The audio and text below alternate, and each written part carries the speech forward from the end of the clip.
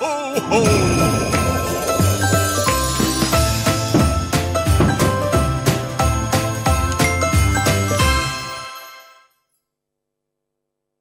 Hai Detikers, balik lagi bersama Detik Sore hari ini.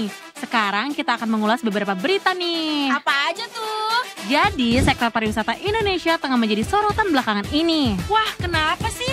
Hal ini disebabkan oleh kasus pungutan liar yang terus terjadi. Di Provinsi Jawa Barat sendiri, khususnya di Kota Bandung dan Kabupaten Bogor, PJ Gubernur Jabar B. Mahmudin sudah meminta petugas Satuan Polisi Pamong Praja dan tim Cyber Pungli untuk turun langsung ke lokasi yang dianggap rawan terjadi pungli. Terus gimana ya? Di Kota Bandung, tim bentukan PJ Gubernur ini sudah melakukan OTT kepada juru parkir yang melakukan getok tarif di Jalan Taman Sari. Sementara di kawasan Puncak, polisi menangkap joki jalan pintas yang meminta bayaran hingga Rp850.000. Joki berinisial CN itu bahkan menangis meminta maaf atas aksinya tersebut saat dibawa ke kantor polisi. Lalu, apakah operasi yang dilakukan oleh pemerintah ini efektif untuk memberantas pungli? Mengapa pungli masih menjadi racun bagi sektor pariwisata Indonesia setiap tahunnya? Simak obrolannya hanya dalam Sunset Talk di penghujung sore nanti bersama Wahyu selaku redaktur Detik Travel. Masih membahas lebih dalam tentang kasus penangkapan pungli parkir di kawasan Bandung Zoo. Detik Sore sudah terhubung langsung dengan reporter Detik Jabar, Wisma Putra. Bagaimana kronologi penangkapan pelaku getok parkir ini? Apa penyebab masih marak parkir liar di Bandung? Berapa tarif yang mereka patok untuk satu kendaraan? Ikuti penelusuran lengkapnya hanya di Indonesia Detik ini. Nah, sekarang kita akan beralih ke dunia sepak bola nih. Kali ini The Hat-Trick akan membahas performa timnas Indonesia di sepanjang tahun 2024. Sepak terjang Garuda di tahun ini sangat banyak loh Detikers. Mulai dari perjuangan di kualifikasi Piala Dunia 2026 hingga di ajang Piala AFF 2024. Apa saja sih momen terbaik timnas di tahun ini? Bagaimana ya lanjutan timnas Indonesia dalam menghadapi kompetisi selanjutnya? Simak yuk pembahasannya hanya di The Hat-Trick bersama redaktur dari Detik Sport sore ini. Nah, kini kita akan membahas beberapa berita ekonomi jelang penutupan pasar saham IHSG. Dan mari kita sambut bersama host kondang Detik Sore, Afif Farhan dan Eza Mafira.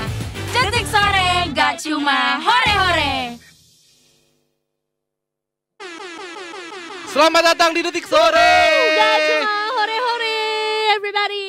Kita kembali lagi juga di Hari Kejepit Nasional. Harpitnas. Ya Tanggung kan? banget soalnya. Kenapa sih? Nggak. Apa? Ini genuine question. Kenapa? Kayak kenapa sih masih ada hari Jumat yang harus masuk dan tidak kebawa merah juga di antara kayak kemarin udah Christmas, abis gitu cinta bersama Christmas, abis gitu udahlah kita kan udah menjelang tahun baru. Ini tuh bagaikan, hari ini tuh bagaikan kata N. Apa tuh? Merry Christmas and Happy New Year. Nah kenapa tuh N-nya ini tuh gak merah sekalian gitu. Tapi ya kalau lu mau nyalahin hari Jumat, sebenarnya lu harus nyalahin hari Kamis sih. Kenapa? Ya kan habis Kamis Jumat. Kalau nggak ada Kamis, mungkin Jumat nggak ada. Terlalu bapak-bapak sekali iya, ya, Za? benar, Untuk memulai Detik Sore. Untuk- Halo Detikers. Untuk aku yang Gen Alpha ya. Oh nggak ngerti ya? Iya, aku kan seangkatan GMP. Gua Tapi nggak bisa mudah-mudahan- berword-word lagi. Mudah-mudahan Detikers masih semangat juga. Iya ya. Detikers, sekarang kita nanti sampai jam 6 sore kita bakal memberikan informasi. Wow. Juga ada perbincangan seperti tadi yang udah disampaikan kan, Za? Menarik banget ya hari ini info-infonya nih, Za. Betul, tapi juga tentunya buat Detikers yang sudah apa tuh yang kemarin habis Liburan. Natalan. Oh iya, selamat ya merayakan kan? Natal Detikers. Betul, kemudian juga Ditunggu mungkin yang- kue-kuenya. Oh iya, kue-kue. Kue-kue siapa mau kue? Tahu nggak itu? Nggak tahu, Za. Itu yang Itu tari biskuit. piring ya? Bukan? Ngebut merek loh. Jangan dong. Besok sini ya, Kuat.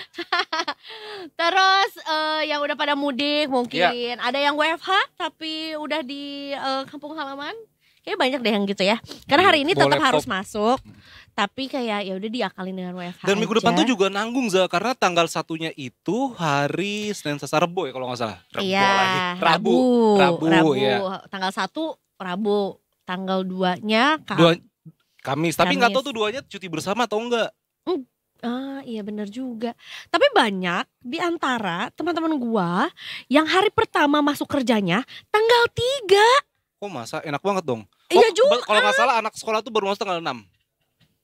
Ya oke. Oke. Kalau tanggal 6 make sense Iya, 6 jadinya kan karena Senin kan. Senin. Iya, jadi Tapi berarti ada juga temen gue yang bilang, ya gue masuk lagi tanggal 3. Terus pas gue lihat kayak, hah tanggal 3 kan lah, di tanggal 3 Jumat. kejepit banget dong. Makanya menyebalkan. Apa gue salah denger ya, kayak gue libur sampai tanggal 3. Bisa So jadi, masuk Mbak. lagi tanggal 6 gitu kan. Tapi kayak kalau masuk tanggal 3 menurut gue mau ada apa sih di kantornya di hari pertama. Tapi Langsung kick off jalanan hari meeting ini ya? pun juga lumayan. Tapi hari ini lumayan macet loh, Za. Ramai. Maksudnya kemarin pas tanggal 24 kita siaran sebelum Natal tuh sepi banget tuh jalanan kan. Nah itu yang Parah aku banget. Listrik nggak ada. air gak ada. Air gak ada. Angin Angin nggak tolonglah ada. hapus dah jatuh cinta. Ya, coba hari ini tiket kayaknya lebih ramai begitu kan. Ya nggak tahu mungkin hari ini ya itu mungkin minggu depan tuh orang-orang pada bablas cuti. Jadi tuh hari ini bisa jadi hari terakhir Betul. di kantor 2024. Sukses ya guys dimanapun berada. Tapi anyways, ini gue juga cukup deg-degan karena malam hari ini sebetulnya gue berencana untuk balik ke Bandung. Karena kan aku mau tahun baruan di Jakarta aja karena udah masih kerja ya kan. Kita weekend di Bandung Curhat aja lagi. ya kan. Biar ketemu keluarga dulu lah yang Iya. ada di Bandung. Termasuk juga besok ada temen gue yang menikah di Bandung gitu. Nah gue deg-degan kayak malam hari ini tuh apakah semua orang berpikiran yang sama. Weekendan di Bandung gitu. Bisa Wah, jadi bisa sih. kelar gue Bisa kalau macet semua sih, Za. orang. Ya kan, makanya kita coba tanya, apakah sebetulnya daerah yang kita akan tanyakan ini masuk ke dalam laporan yang akan disampaikan. Kita langsung menyapa aja besti-besti dari NTMC. Ada Brigadir Putu, selamat Halo, sore. selamat sore Brigadir Putu. Halo, selamat sore Afif dan juga Keiza. Halo, apa kabarnya Brigadir Putu? Baik, sehat. Enggak cuti Brigadir Putu. Kenapa? Maaf. Enggak cuti nih, enggak ambil libur. Holiday?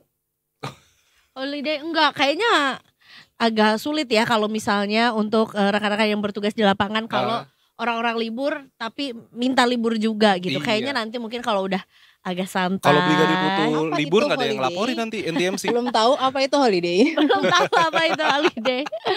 Brigadir Putu, boleh nggak sih tahu sekarang lagi ada di mana dan bagaimana laporan lalu lintas pada sore hari ini? Silakan. Ya baik, terima kasih Afif dan juga Keiza. Saat ini saya Brigadir Putu Fungki sedang berada di kawasan Exit Tol Cikopo. Masih dalam rangkaian libur Natal dan Tahun Baru, saat ini situasi lalu lintas di Exit Tol Cikopo masih terpantau ramai lancar.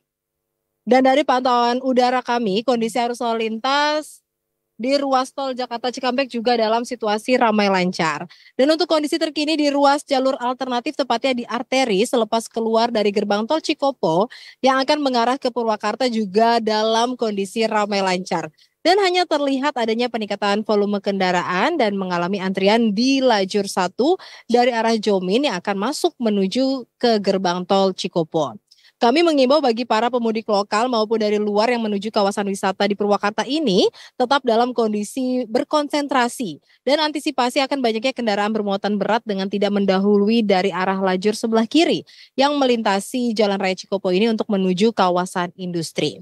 Dan Detikers, beberapa kendaraan wisatawan berplat luar Purwakarta juga sudah melintasi jalur alternatif ini yang akan menuju ke Simpang Sadang dengan tujuan ke Bandung. Kami mengimbau kepada para wisatawan yang akan menggunakan kendaraan roda 2 agar selalu mengecek kelengkapan kendaraan Anda dan tidak membawa penumpang lebih dari 1. Dan untuk situasi arus kendaraan dari ruas tol yang keluar melalui gerbang tol Cikopo dan akan menuju Pantura dalam situasi relatif lancar, dengan didominasi oleh kendaraan pribadi dan kendaraan bermuatan berat. Kami mengimbau untuk mengantisipasi adanya pertemuan arus kendaraan dari arah Simpang Sadang yang akan menuju Simpang Jomin selepas keluar dari gerbang tol Cikopo. Dan Detikers perlu kami himbau kembali bahwa di kawasan ini merupakan terminal bayangan, sehingga banyak angkutan umum lokal dan juga angkutan antar kota yang seringkali menaik turunkan penumpang di kawasan ini, serta banyaknya aktivitas masyarakat yang berlalu lalang untuk menyeberang, sehingga tetap perhatikan batas aman kecepatan kendaraan Anda. Kemudian jalur Purwakarta ini pun adalah sebagai jalur alternatif untuk para pemudik terkhusus yang menggunakan sepeda motor dengan tujuan Bandung yang mengarah ke Simpang Sadang dan tujuan Palimanan atau Cirebon melalui Simpang Jomin dan melalui jalur Pantura. Dan untuk meminimalisir terjadinya kepadatan arus lalu lintas, kami menyarankan kepada para pemudik juga dapat melalui jalur Pantai Selatan sebagai jalur alternatif sehingga beban lalu lintas terbagi dan tidak menumpuk di lintas Pantura maupun lintas Jawa Tengah. Kami mengimbau kepada masyarakat yang akan mudik atau menuju tempat wisata agar memastikan kondisi fisik sehat, periksa kendaraan Anda sebelum melakukan perjalanan dan tidak berhenti di bahu jalan. Selalu mentaati aturan lalu lintas sesuai petunjuk dari petugas di lapangan. Selanjutnya bagi Detikers yang ingin mengetahui informasi terkait kondisi arus lalu lintas terkini, Anda dapat menghubungi call center NTMC Korlantas Polri di 1500669 atau melalui SMS di 9119. Stop pelanggaran, stop kecelakaan, keselamatan untuk kemanusiaan, Indonesia tertib dan salam presisi. Demikian saya Brigadir Putu Funky melaporkan langsung dari gerbang tol exit tol Cikopo. Kita kembali ke Afif dan juga Keiza. Terima kasih banyak Brigadir Terima Putu kasih, yang Brigadir juga Putu. sudah melaporkan dan memberikan himbauan lah ya untuk yang pada mau jalan-jalan ataupun liburan. Termasuk tadi aku curhatannya adalah mau ke Bandung malam hari ini. Iya, mau ke Bandung. Enak Coba tanya Brigadir Putu dong, kira-kira apa macetnya di mana aja? Kira-kira apakah akan ada lonjakan atau volume kendaraan yang secara tiba-tiba? Karena biasanya nggak ketebak kayak cowok-cowok Bandung, jalanan Bandung tuh. Ya. Ya Afif dan juga Keiza, untuk prediksi peningkatan kendaraan sendiri kemungkinan akan terjadi pada tanggal 28 Desember 2024 yaitu pada esok hari. Baik. Jadi kalau misalnya mau berlibur bisa nih dihindari tanggal 28 Desember. Bisa sekarang atau bisa setelah tanggal 28. Baiklah kalau begitu usai laporan dari Brigadir Putu aku akan langsung jalan ke Bandung kalau gitu ya. Biar menghindari kemacetan juga ya. Terima kasih banyak Brigadir Putu. Terima kasih, selamat bertugas Selamat dan bertugas tentunya dan salam kirim presisi. salam untuk rekan-rekan Terima yang kasih. lainnya. Salam presisi. Sorry telat. Tadi Salam kan udah. presisinya lagi begini. Jadi takutnya nanti kayak wah Sorry. gaya Mohon maaf, apa tuh? Gayanya begini Za, salam Iya, presisi. salam Kalau itu mah lumba-lumba. Assalamualaikum kalau itu mah. Lumba-lumba. Lumba-lumba pada kelinci. Aduh. Tuh jamnya ketakilan Za. Ini tuh biar kita masih ngasih semangat gitu di tahun 2024. Iya sih. Ini adalah the very last Friday di Akhir-akhir tahun ya. 2024 ini. Tapi setidaknya ada satu berita yang cukup melegakan sih Za, menjelang akhir-akhir tahun ini. Apa Ingat tuh? nggak yang kemarin PP 12% Za? Betul. Terus yang, sempat yang apa? yang akan di Iya, yang akan sahkan lah ya, diberlakukan tahun depan. Dan Hmm. itu juga sempat ada tuh apa di sosmed gitu Za, kalau katanya Chris itu bakal kena PP 12%. Yes. Tapi bukan Chris John ya. Dan Tapi adalah Christine Hakim. artis senior loh. sorry. Kalau Chris Fatoni bos gua. Nah, jadi Detikers, BI ini buka suara dan menyebutkan kalau transaksi Chris tidak kena PPN 12%. Jelasnya begini ya Za. Oke. BI menjelaskan transaksi menggunakan Quick Response Code Indonesia Standar atau dalam kurung KRIS, gue tuh artinya, tidak dikenakan pajak pertambahan nilai PPN yang naik menjadi 12%. Aha. Untuk diketahui, kebijakan kenaikan PPN 11% menjadi 12% itu akan berlaku mulai 1 Januari 2025. BNI menerangkan PPN menjadi 12% ini akan dikenakan kepada barang atau jasa yang dibeli oleh konsumen. Jadi bukan dikenakan atas transaksi yang digunakan konsumen seperti menggunakan KRIS atau transaksi non tunai lainnya. Dalam pernyataan lewat Instagram, BI menyebutkan PPN yang dikenakan konsumen hanya PPN barang atau jasa yang dibeli dan tidak dikenakan PPN atas transaksi menggunakan KRIS ataupun pembayaran non tunai lainnya. Begitu. Nih mungkin juga buat Detikers kayak Apa? oh berarti kalau misalnya bayarnya pakai Kris tuh nggak nambah PPN-nya ya. Karena kan waktu itu kan sempat ada Iya. kayak Kris yang di print gitu habis gitu ada tambahan 12% gitu ditulis tangan ya nggak sih yang viral itu. Tapi sebetulnya bukan yang dikenakan bukan pembayarannya tapi adalah barang atau jasa yang di purchase-nya. Ini mungkin aku sekalian nambahin juga ya. Apa Za? Mau curhat? Berikut adalah kesannya gue negatif mulu deh. Bukan, Padahal maksudnya gue mau ngasih informasi mau yang curhat, benar mau curhat tahu. yang itu yang PP 12%. Tadi kan kita ngomongin sebelumnya. Iya nah sekalian curhat juga nih Sedih. ya. Beberapa kategori barang dan jasa yang akan dikenakan PPN 12%. Apa itu? Bahan makanan premium. Oke. Kayak beras premium, daging Ah. premium seperti Wahyu, ya kan? Wahyu. Wahyu. Wagyu. Oh. Kamu nongkrongnya di mana sih? Kaget soalnya terus kita Wahyu Oh iya, soalnya. Iya, terus terus. Untung belum datang ya. Untung belum datang terus. Terus jasa pendidikan premium, Ah. jasa pelayanan kesehatan premium, Hmm. yang adalah layanan rumah sakit kelas VIP atau fasilitas kesehatan premium lainnya. Gue punya feeling ini sih klinik-klinik kecantikan kayaknya ya. Mungkin bisa masuk. Emang mereka premium pasti ya? Ya mungkin ada yang masuk kategori premium gak sih? Kalau yang high classnya gitu. Karena kan sekarang juga lagi happening, mungkin bisa jadi satu ladang pendapatan yang besar juga untuk pemerintah ya dari yang revisi terus ada lagi gitu nggak? kan. Terus yang terakhir yang sedia adalah listrik sebetulnya. Pelanggan rumah tangga dengan daya 3.500 sampai 6.600 VA. Gitu. Terus juga barang 3.000. elektronik premium seperti televisi layar besar, lemari es multipintu, peralatan elektronik kelas atas itu juga akan dikenakan PPN 12%. Jadi kayaknya gadget-gadget juga akan masuk juga nih ke dalam kategori ini. Gitu. 3.300 ya listrik tadi ya? 3.500. 3.500. Biasanya kan kalau rumah tuh 2.200-an. Iya, Iya kan kurang biasanya lebih. kan. Bang listrik tahu batu belakang. Iya itu 2.200. Kalau 3.000 itu udah RM, rumah Iya, mewah. iya. Kalau kita RS, rumah sederhana. Atau enggak mungkin di rumah-rumah yang punya usaha rumahan gitu loh, yang kayak misalnya Bisa ada boneka. kayak misalnya tempat Oh. kopi center, fotokopi gitu kan. Iya bawahnya ruko ya bisa ya. Atau Tapi warung. banyak juga Ketat yang juga. terus yang warung-warung yang jualan es krim tuh yang banyak atau es gitu kan, banyak lemari esnya, nggak tahu lah. Tapi ya itulah yang dikategorikan akan naik 12%. Ya semoga kita tetap semangat lah Za, bener. Ya bener semangat mau apa lagi kan. Semangat. Apalagi kalau Udah kita lihat diputuskan. IHSG hari ini Za, Waduh. ini juga sebenarnya harus semangat sih. Walaupun tadi dibuka cukup kuat ya Za ya.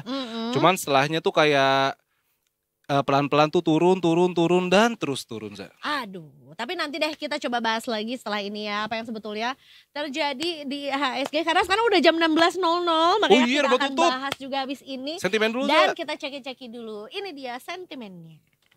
Nah.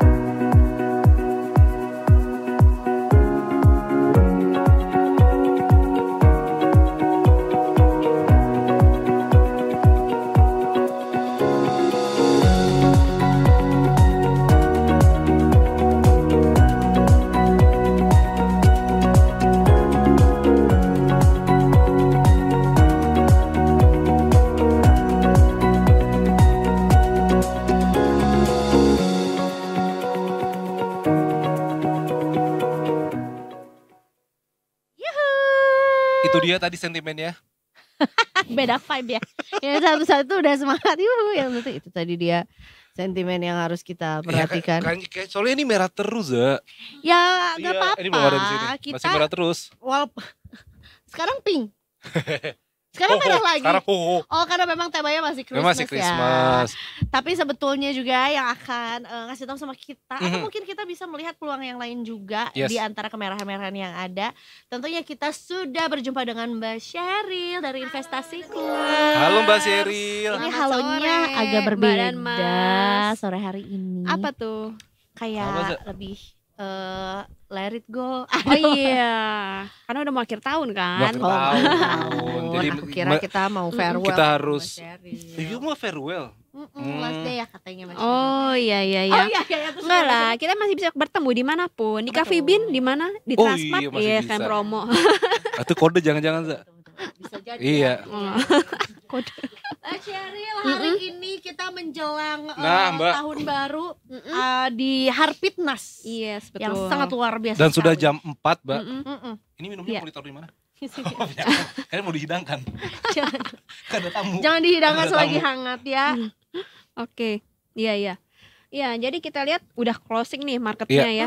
Udah ditutup di level 7.036,57 atau melemah 0,41%. Kalau dari nilai transaksi justru ternyata lumayan ramai ya. Di atas 11 masih ongoing nih, 11 triliunan ya. Di sesi 1 sebenarnya IHSG tuh sempat hijau ya, sempat menguat sampai 7.100 ya. Tapi kita lihat tradernya nih banyak yang gercep, langsung dipakai, dimanfaatkan peluang penguatannya nih untuk profit taking ya. Kita lihat ada shadow di penutupan IHSG hari ini. Kita lihat memang hari ini hari kejepit. Hari Seninnya juga masih kejepit ya, hari kejepit nasional. Sampai minggu depan kejepit nih kita udara. Iya, banyak kejepitnya ya. Kita lihat ini memang membuat IHSG kurang bergairah ya. Apalagi sentimen global juga masih mencakupi kayak gitu. Terus yang namanya window dressing tuh berarti nggak ada nih Mbak tahun ini? Kita lihat window dressingnya tahun ini ya nggak terlalu fenomenal banget ya. Tapi kita bersyukur target kita untuk tahun ini di 7.500 udah tercapai. Bahkan 7.900 ya level tertinggi IHSG tahun ini. Lalu meskipun di awal Desember tuh buka openingnya di 7.100-an ya, relatif rendah. Tapi kita lihat di pertengahan Desember, tepatnya di 11 Desember tuh hari Rabu, IHSG sempat menguat sampai 7.530. Lagi-lagi mencapai target kita untuk IHSG 7.500. Memang untuk tahun ini berbagai sentimen global yang di luar perkiraan, misalnya di pekan lalu.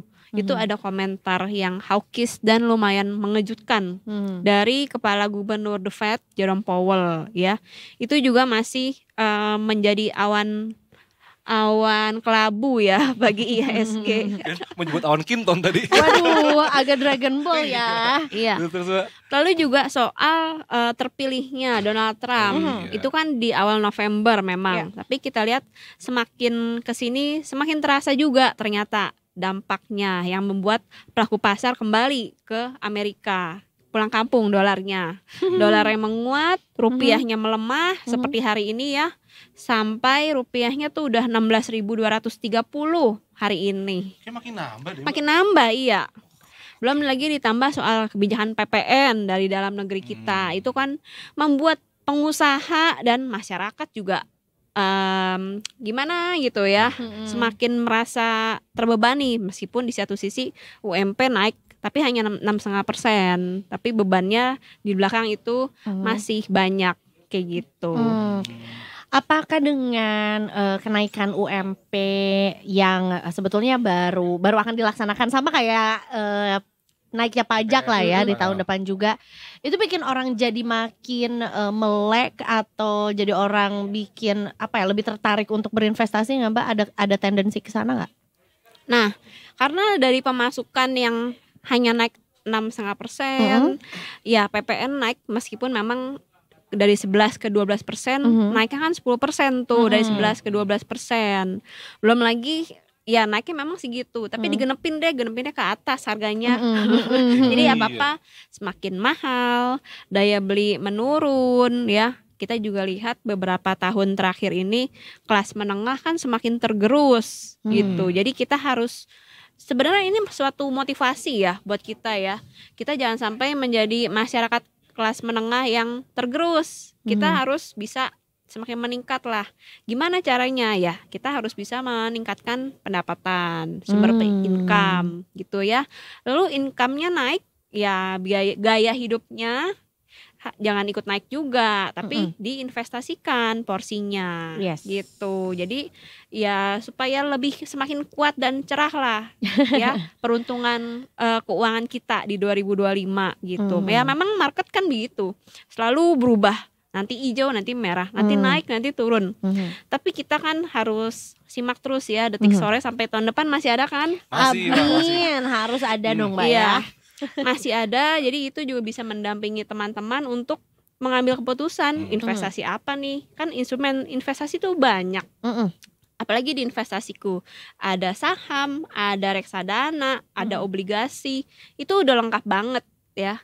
Bisa disesuaikan sama profil resiko dan preferensi ya, selera investasi teman-teman kayak gitu. Udah komplit banget lah. Itu dia lengkap ya. Jadi mungkin nggak perlu nggak perlu buru-buru kali ya Mbak Sheryl kalau misalnya mau berinvestasi. Dipilih dulu produk investasi mana yang paling cocok, Iya, yang betul. paling sesuai. Sebelum dipilih harus mengenali diri dulu nih kondisinya.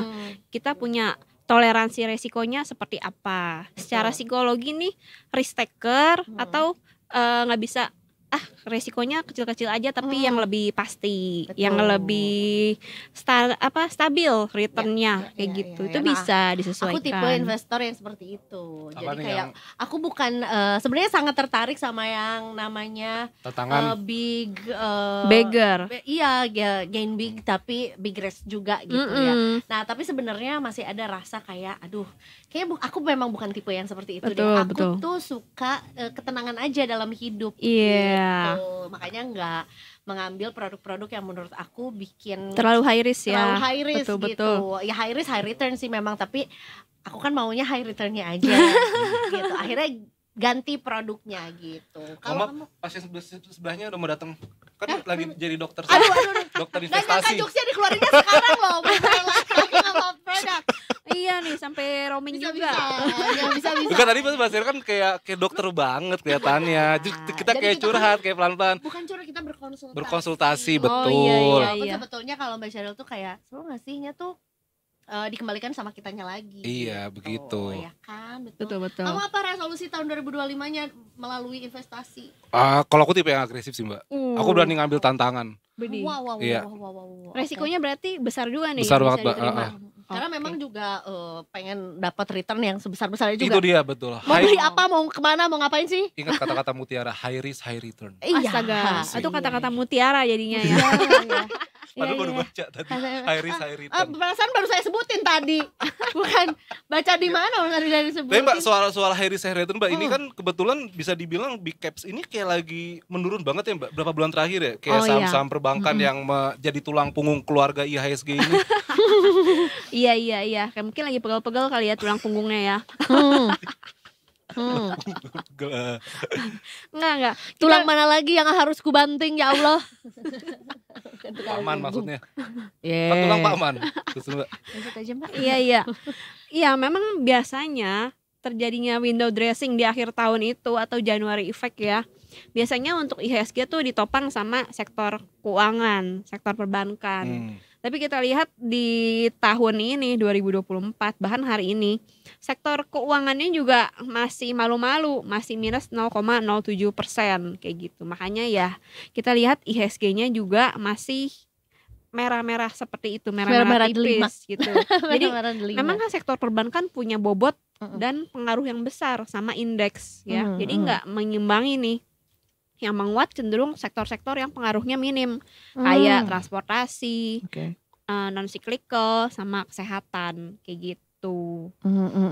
Jadi memang kita juga harus lebih peka lah ya, atau mungkin lebih sadar dengan melatih kepekaan kita what's going to happen next gitu. Kayak misalnya ini kan menjelang liburan atau tahun baru atau Christmas juga, akhirnya mungkin kita nggak lihat dari awal Desember tapi dari 2 bulan atau 3 bulan sebelumnya kira-kira apa nih yang akan trending untuk menjelang tahun baru gitu kali ya Mbak.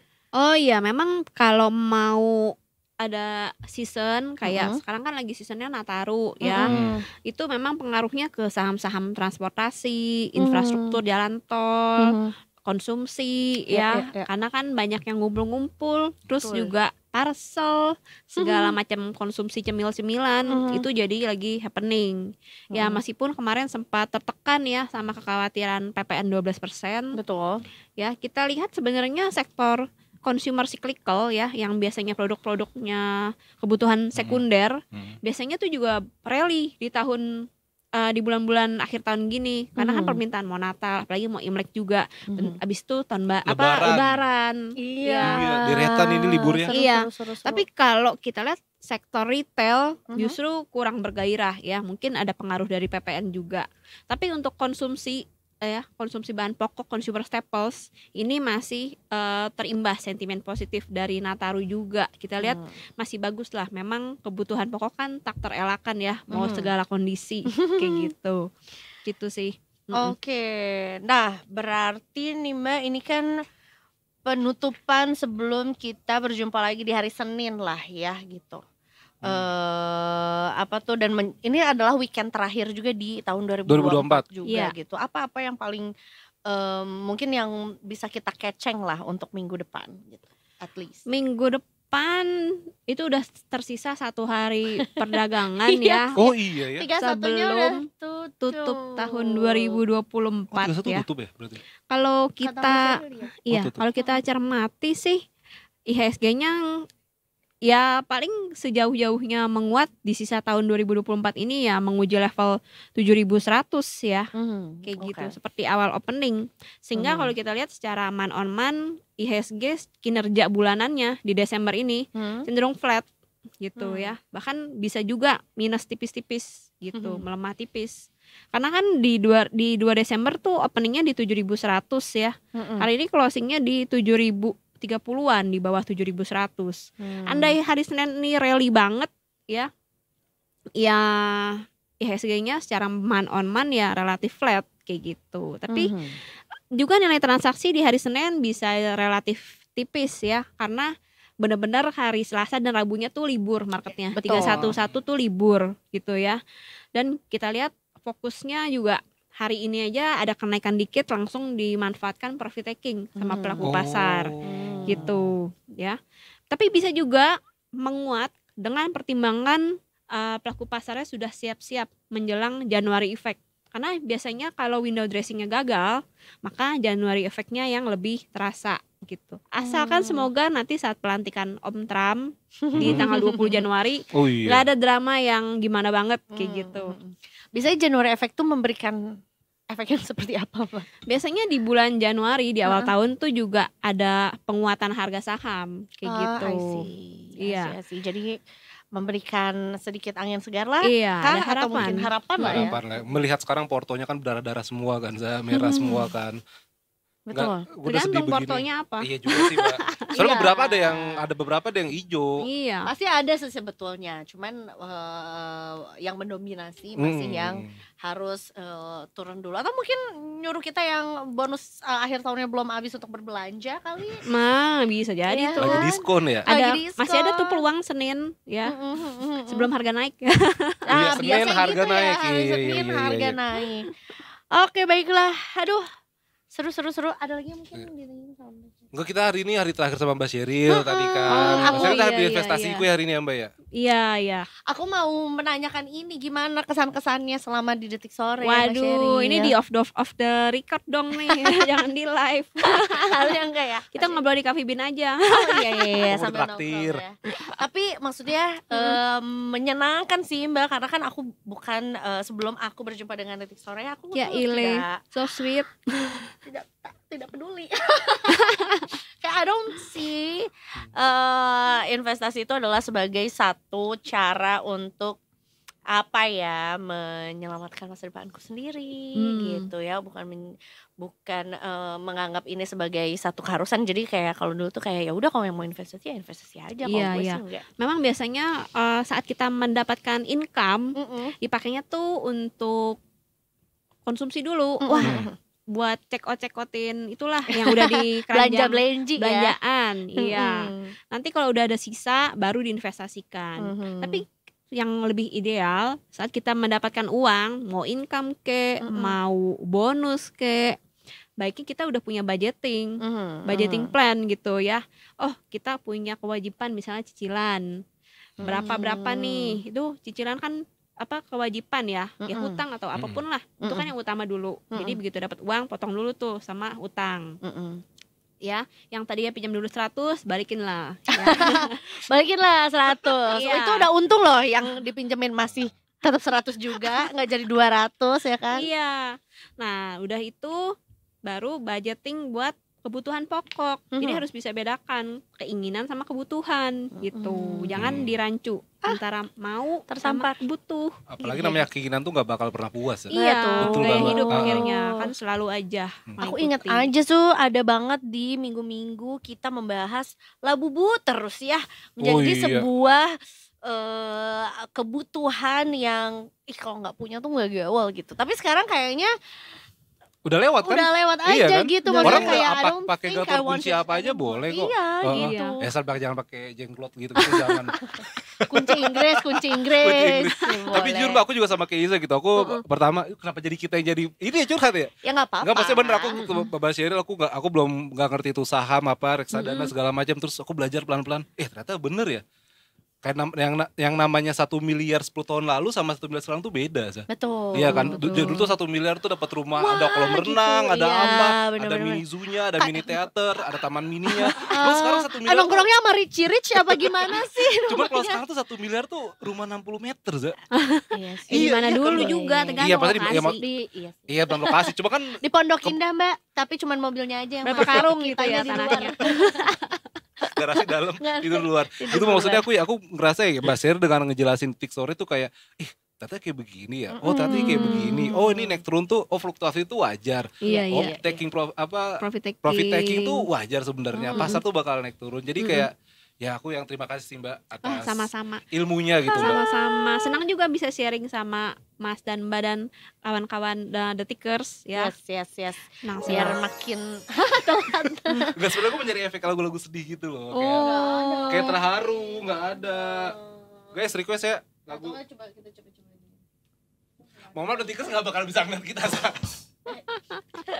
Tapi sebetulnya Mbak Sheryl kita masih akan ada sesi lainnya juga Iya, kan sama sama investasiku ya investasiku. sama Pak Firman. Betul. Mbak Sandra juga. Betul. Iya.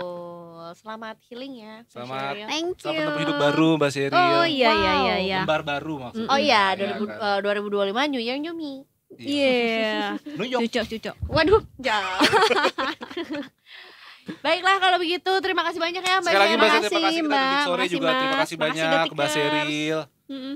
Semoga ilmu-ilmu yang disampaikan sama Mbak Sheryl tuh nerap gitu di kita dan kita makin semangat untuk berinvestasi juga ya. Cucok. Dan selamat healing Mbak Sheryl. Thank you. Dan kita jangan khawatir, kita bisa bertemu di kesempatan yang lainnya dong. Yes, Amin. amin. Baiklah, kalau begitu nanti abis ini kita masih akan balik lagi juga. Masih ada keseruan yang kayak gila.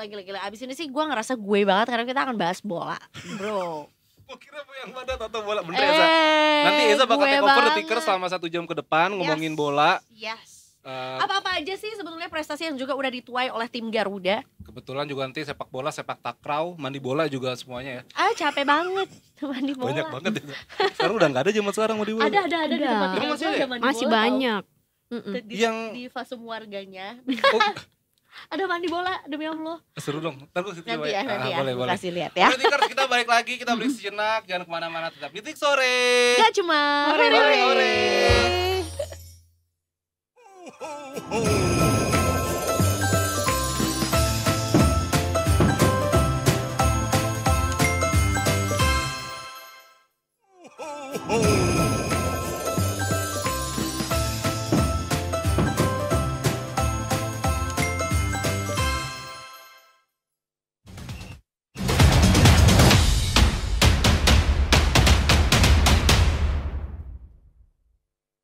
Welcome back di Detik Sore. Gak cuma hore-hore. Ini. Segmen Ini yang Iza gua banget. tunggu. Dari gua kayak, kenapa sih kemarin harus libur kita gitu. Iya. Pencet apa dia dong? Rame, ya Rame kan? banget Ada back soundnya orang-orang ya. di sini. Gak apa nanti juga habis jam 6 tapi habisnya. Jadi emang Gua matiin. back sound Bisa ya. gue matiin. Ini Iza, ini segmen Gila, Iza gila, banget. gila. Iza This is- Iza aja tadi ganti nama Instagram, Cristiano Iza Ronaldo. Wih, keren banget. Selain Top. juga ganti Instagram, ganti agama juga ya namanya Cristiano. Ganti gender juga ya jadi abang-abang. Iya. Enggak. Kita nggak ngomongin pemain luar negeri. Kita tuh harus cinta Indonesia. Karena yang mau kita bahas adalah timnas Bagus bro. Mantep, Mbak. Iza Gila, banget. Garuda Pertiwi. Itu iya Garuda Pertiwi benar-benar ya tadi. Yang untuk yang Iya. sepak bola wanitanya. Betul. Kalau yang prianya Garuda apa? Pertawa. Ya Garuda aja gak sih? Abang Garuda. Abang. Gue udah yakin banget dia ngomong gitu pasti. Gue udah yakin banget. Gue udah tema pertama. Jadi kan kita di The Hat Trick kali ini akan merekap Ya. timnas Garuda di tahun 2024 ya kan. Betul. Zah? Tapi kita nggak sendirian. Kita bersama Lukas Aditya, redaktur Detik Sport. Selamat sore. Selamat sore Pak Lukas, jadi ucap-ucap Oh ya, iya, Pak. nggak bisa ya, Iya, nggak bisa takutnya bunyi nyetrum, ternyata. Pak. Gak apa-apa, pencet aja itu boleh kok. Tapi kurang ketekan ternyata ya. Iya betul. Tuh, nih. Boleh nggak kita ngomongin ini? Yuk, kita fokus nih. Sorry. Oh, Ntar boleh, mau boleh, ada iklan boleh. masuk gimana? Karena kan kita Amin. semangat. Iya betul. Kita Iya, semangat iya. ya. Walaupun sore hari ini memang temanya adalah zebra cross. Oh iya betul. Menyeberang dengan selamat. Ya di Shibuya kan. Oh, Wah. internasional. Internasional luar biasa. Ini Oke. terpilan sih. Tapi itu juga masuk kok ke Milan. Garis-garis. Ini Juventus. Juventus. Bener. Iya. Gue mau bantuin. Tapi masalahnya Milan yang ini warna biru, ini warna merah, nggak ada yang warna putih. Oh ya Juventus. Yang put Juventus, Juventini. Suara-suara itu bikin It's okay, kredibilitas it's gua okay, terhadap it's okay. dunia bola ini Lokalnya jadi menurun. Persiram Raja Ampat. Persela Praja 4 juga ini warnanya. Oh, Bukan. ini nih logo Persidafon. Cikitaro, logo Cikitaro. Persidafon Oh, Davonsoro. Papua juga ya? Ya, Iya, Davonsoro, betul. Davonsoro. Apa tadi? Kita lagi mikir apa tadi? Maskot Cikitaro. Juga baju enggak. Kenapa? Jadi kapan ngomongin prestasinya nih? Iya, iya. Banyak loh yang harus kita bahas nih Oh, kali iya. Doskop kali ini. Iya. Kalau dari Pak Lukas sendiri Pak, ngelihat Iya, iya. timnas Indonesia di tahun sepanjang 2024 ini Pak, satu kata deh Pak, apa Pak? Ya pencipta sejarah. Pencipta Wah. sejarah. Iya. Dua kata. Dua kata itu. Sejarah. Sejarah. Wow. Iya, iya. Kenapa Pak? Kenapa sejarah? Kenapa Karena syarat sejarah? Di awal tahun kita sudah bereuforiya ya, kita Hmm. lolos untuk pertama kalinya di babak gugur Piala Asia 16 Hmm. besar Oh, untuk iya. pertama kalinya. Mm. Dan kalau itu di timnas senior, yang di timnas U23 kan lebih bagus lagi kan sejarahnya, lolos ke semifinal Piala Asia U23 dan bahkan kita berjuang untuk sampai Olimpiade meskipun akhirnya gagal. Hmm. Dan itu yang menjadi kebanggaan kita, dan masih berlanjut lagi di kualifikasi ketiga Piala Dunia Hmm. 2026. Babak ketiga itu kita masih mempunyai peluang untuk Yes. lolos ke babak berikutnya. Bahkan Hmm. untuk lolos ke Piala Dunia langsung kita juga masih punya Ada, peluang. betul, Ya. betul. Iya. Kayaknya memang banyak menuai prestasi-prestasi baru yang mencetak sejarah lah ya gitu. Termasuk juga mungkin nggak hanya dari sisi prestasi para pemainnya aja, tapi juga kalau aku mungkin dari sisi para penontonnya atau para fans-fans bola di Indonesia juga yang sekarang kayaknya sudah jauh apa ya? Banyak menyebar gitu ya. Banyak, iya. Nggak cuma didominasi oleh cowok-cowok gitu Betul. kan. Ya, banyak sekarang ukti-ukti yang Iya. Betul. Banyak bukti-bukti. Iya, Dan kemudian juga kayaknya cewek-cewek para gitu kan. pemain-pemain timnasnya juga merambah ke dunia entertainment juga ya. ya, jadi banyak yang ikut jadi bintang iklan Dan- dan brandnya juga bagus-bagus kan. Seiko. Eksklusif itu di Nyebut sosial merek media. kan. Oh iya, ya eksklusif kan? Iya. konten, Iya, eksklusif iya. konten. Betul. Tapi yang harus kita catat adalah Mm. secara penampilan itu kita sebenarnya nggak terlalu bagus sih.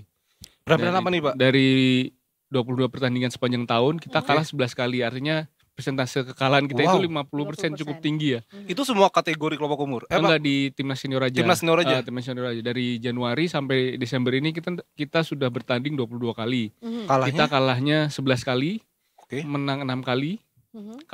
imbangnya 5 kali. Hmm. Wow.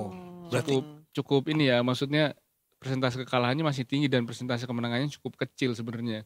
30%, sekitar 30% lebih. Tapi di awal tahun 2024 ada goals atau ya ada goals gak sih sebetulnya untuk timnas senior Indonesia nih? Ya kemarin targetnya memang ke babak gugur Piala Asia 2023. Mhm. Jadi memang target itu sudah tercapai, dan Ya. sebenarnya target besar kita adalah menembus peringkat 100 besar ranking Mhm. FIFA. FIFA. Dan sekarang kita masih tertahan di 130. Jadi masih ada 30 anak tangga lagi yang harus didaki kan. Iya, betul. Itu nanti kan ranking FIFA itu akan berpengaruh ketika pemain kita akan bermain di liga-liga Eropa misalnya. Ketika kita sudah status besar ya kita nggak perlu beberapa tahun dulu di liga yang tier 2 misalnya seperti itu. Tapi berarti momen-momen untuk menaiki anak tangga itu yang sebetulnya targetnya adalah 30 lagi lah ya, at least status besar juga ya. Baru bisa kita akan mulai naiki atau daki perlahan-lahan nanti dong pada saat ya dimulai 2025. Nah, 2025 kita akan mulai bertanding Maret lagi ya? Maret 20 Maret melawan Australia di Sydney. Itu menjadi langkah pertama lagi buat kita mengejar ambisi lolos ke Piala Dunia.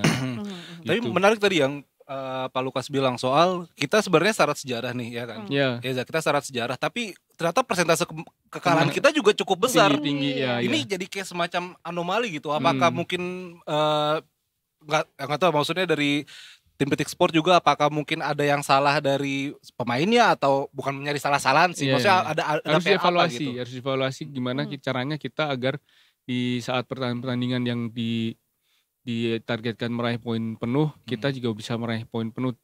Seperti kemarin kita melawan Bahrain dan Cina kan kita sudah berekspektasi besar akan meraih poin penuh. Ternyata di Bahrain kita kalah imbang secara dramatis, dan di Cina kita malah kalah. Jadi itu yang juga mengganjal mimpi kita bisa lolos ke Piala Dunia.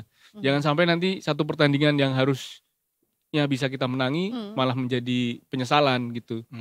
Kayaknya cukup ada beberapa pertandingan yang memang meleset lah prediksi dari kita atau harapan dari kita cukup meleset juga gitu dengan berbagai faktor yang ada gitu, atau mungkin praduga dari masyarakat juga sebetulnya. Apakah memang terlalu banyak eksperimen kah, atau mungkin juga ada formula yang dirasa kurang tepat gitu. Kalau dari Mas itu harus dianalisis secara menyeluruh ya, terutama kemarin di Piala AFF kita kan menurunkan skuad muda ya. Dan memang di awal kita mempunyai misi untuk memberi pengalaman, tapi ternyata kan Piala AFF juga dihitung poin FIFA, dan gara-gara kehilangan poin di Piala AFF ini kita sudah sempat naik ke 125, 127 turun, dan sekarang kita ada di 130. Jadi kalkulasi-kalkulasi yang kecil-kecil seperti ini sebaiknya jangan sampai meleset. Karena kita imbang 3-3 lawan Laos itu agak di luar prediksi ya, dan itu memang seharusnya kita bisa ambil poin penuh. Dan melawan Filipina juga kemarin kita kalah, ya memang membuktikan bahwa kita itu memang masih belum lah pemain mudanya.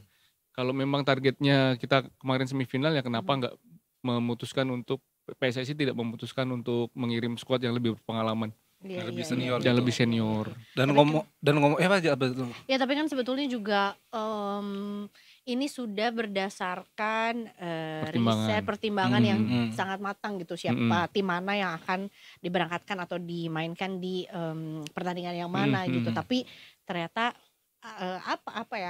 apakah sebetulnya juga tim kali ini yang junior belum siap gitu ya, ataukah mungkin ternyata negara lain juga udah mencuri start juga nih untuk AFF gitu. Kemarin itu negara lain memang memakai kekuatan penuh. Iya, tim-tim senior yang diturunkan, dan memang terbukti pemain muda kita itu masih kurang jam terbang. Bahkan di Liga 1 aja kan sekarang pemain asingnya ada 8. Sementara pemain-pemain muda kita itu minim jam terbang, hanya beberapa aja yang mendapatkan kesempatan main reguler.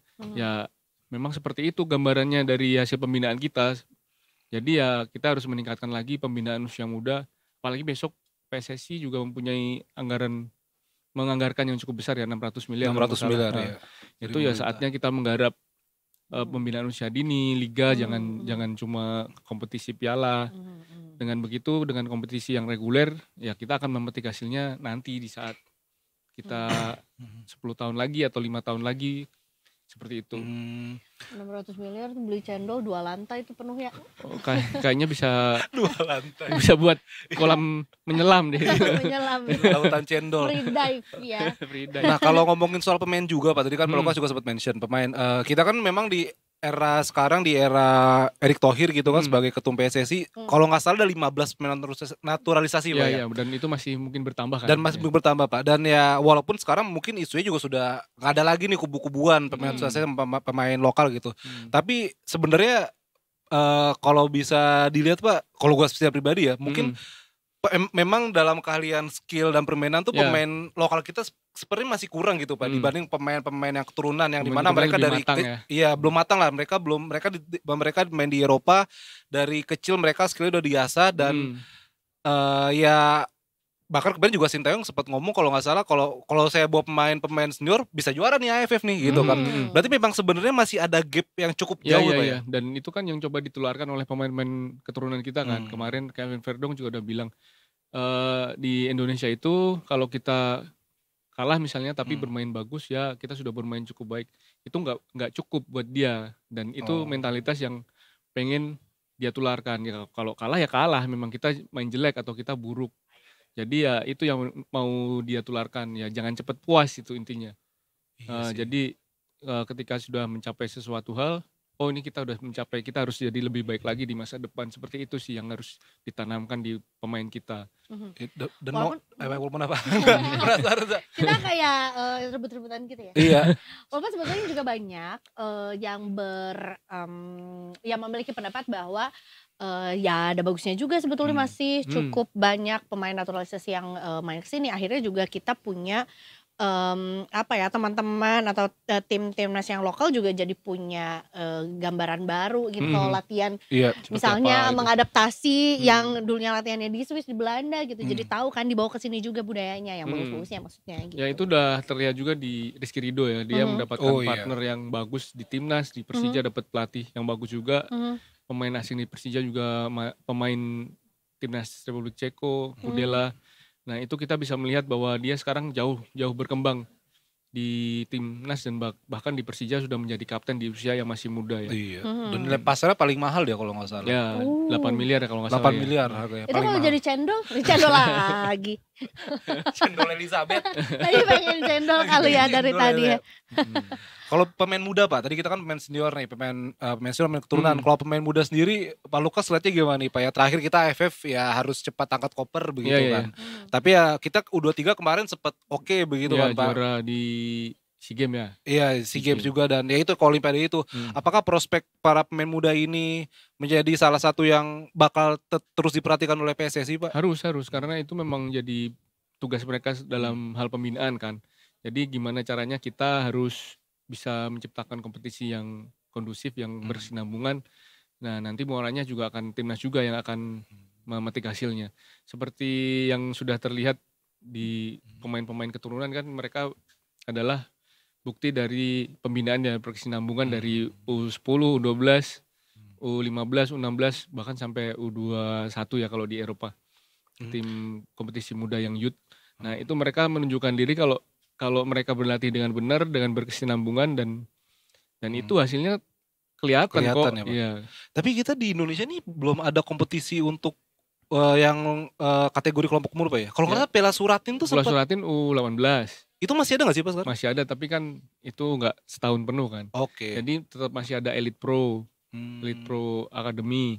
Itu yang tim-tim Liga 1 wajib mempunyai U16 dan U19. Itu mereka ada kompetisinya tuh. Ya, tapi kan dari U19 ke senior itu kan jaraknya masih terlalu jauh kan. Iya jauh banget Pak. Dari U19 ke U21, U23 masih ada 2 step lagi. Nah itu yang sepertinya masih belum ada gitu.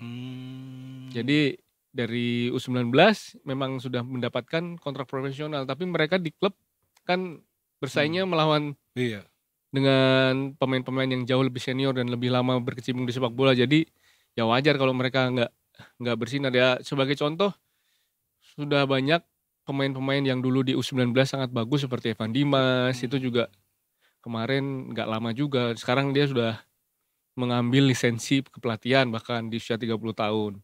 Oh wow. Gue baru tau gue Evan Dimas. Jadi mungkin biar nanti nggak terlalu lama untuk regenerasi kali ya. Gitu dan ya. Menjaga karir pemain juga agar bisa lebih lama dari U19 ke senior itu kan jauh, masih jauh. Iya, Jadi iya. kompetisi U21 juga harusnya ada. Harusnya ada ya benar. Hmm. Karena luar negeri gitu Za. Jadi kalau misalnya kayak MU nih, MU itu ada MU 18, MU 23. Mereka ntar ada lagi Premier League 2 gitu. Ya, U21 U21 bahkan ya. ada. Iya, Jadi iya. ya dinamis cepet gitu. Jadi Iya, wah iya, ini ada iya. pemain baru siapa lagi nih, siapa lagi nih gitu. Dan mereka berkompetisi di setiap minggu. Hasilnya kalau mereka tampil menonjol di kelompok umur di U23, di U21, mereka bisa dipanggil tim senior. Nah, seperti Iya, seperti yang terjadi di Lamine Yamal kan, dia menonjol di iya. U16.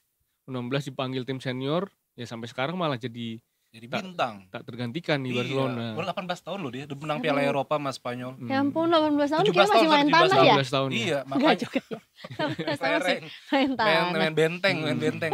Tapi kuncinya itu ya, sebenarnya kuncinya itu main terus. Betul. Karena itu Karena kuncinya. pengalaman kan. Karena pengalaman. Karena kompetisinya banyak, jiwa kompetitifnya juga dipupuk terus juga gitu ya. Jadi juga yang talent scouting juga mencari terus gitu. Sementara juga yang nyari prestasi atau mungkin juga para pemainnya juga ya semangat terus gitu untuk biar cepet-cepet digaet gitu kali ya. Ya, biar cepet-cepet bisa menembus tim utama juga kan di klub-klubnya, dan klub juga punya tanggung jawab sih. Jadi ini kompleks sih untuk pembinaan usia dini ini. Panjang nih ya Bang. Iya. Bisa matiin lampunya enggak?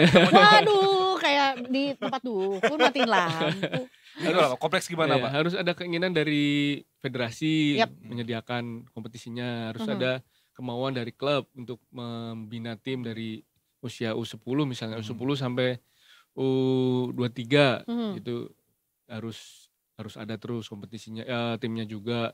Jadi Sponsor juga harus ada dong. Bang. sponsornya harus ada, dan Ya itu biar tetap berjalan Dan ya. pembinaan usia dini itu tidak menghasilkan uang. Jadi Oh. memang besar biayanya dan tidak menghasilkan uang, sehingga Modal klub-klub ya. juga mungkin setengah hati juga untuk menjalankan pembinaan ini kan. Padahal itu menjadi tanggung jawab mereka juga, dan PSSI juga harus bertanggung jawab lewat asprof-asprofnya. Wah, kompleks sih benar. Ya, Jadi apa 2025 kita boleh berharap apa sama timnas Garuda?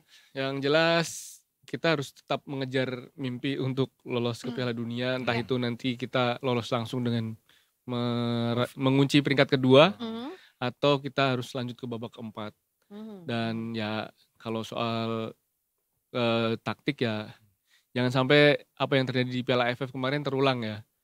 Misalnya kita bereksperimen, pelatih kita bereksperimen di saat krusial. Seperti yang kemarin kita lihat sama-sama kan, Asnawi dipasang jadi bek kiri, Arhan jadi bek kanan, itu kan suatu hal yang nggak lazim dan memang nggak bekerja dengan baik.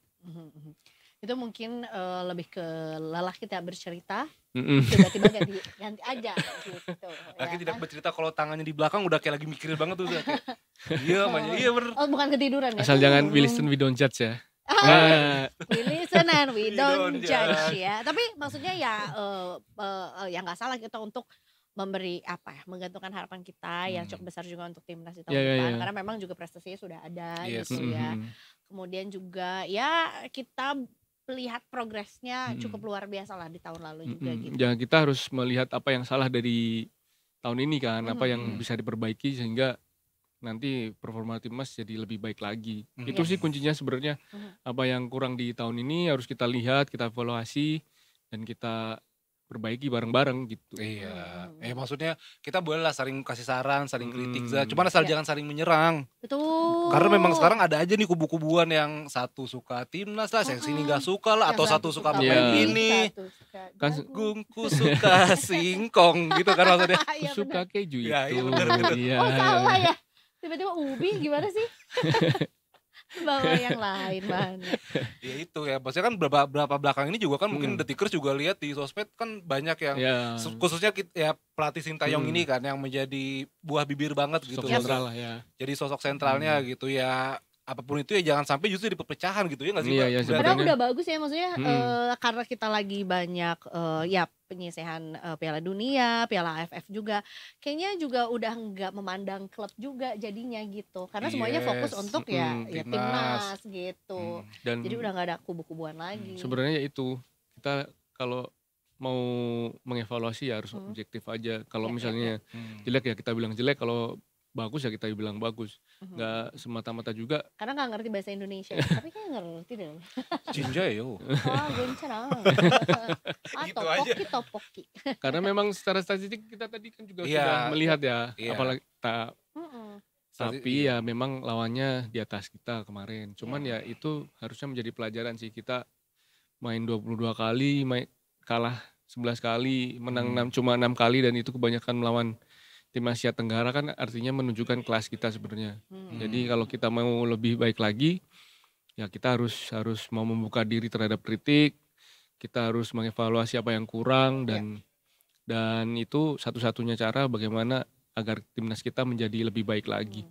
Dan mungkin juga perlu diingat ya, good things take time gitu kali ya. Kayaknya nggak bisa secara instan juga gitu. Maksudnya kayak ya solusinya adalah pelatih baru gitu. Solusinya adalah lapangan bagus. Nggak hanya semerta-merta hanya itu aja gitu. Dan pasti juga butuh waktu gitu untuk bisa menuai lebih banyak prestasi lagi lah. Gitu. Cocok ya udah jadi pandit. Cocok, Pak. Gua mah kalau serius apa? Ini belum keren banget. Bagus kan? Itu tuh spontan. Keren banget.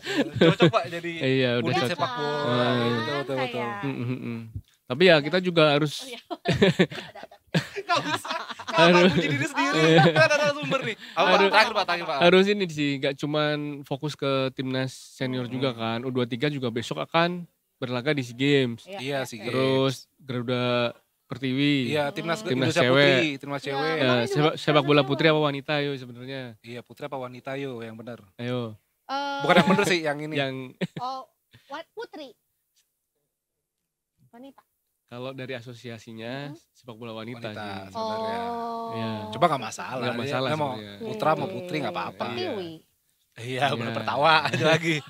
Ya berarti itu Pak, terakhir juga mungkin sepak bola putri juga belum ada liganya, ya mungkin secepatnya ya Pak. Secepatnya katanya memang 2025 atau 2026 kan akan ada diputar. Terus ya jangan lupa juga di e-sport kita juga barusan juara dunia kan. Iya, e-sport. 2 kali yang FM sama e-football. Betul. Futsal kita juga barusan juara Piala AFF setelah 2010. Di putri juga barusan juara Piala AFF ya.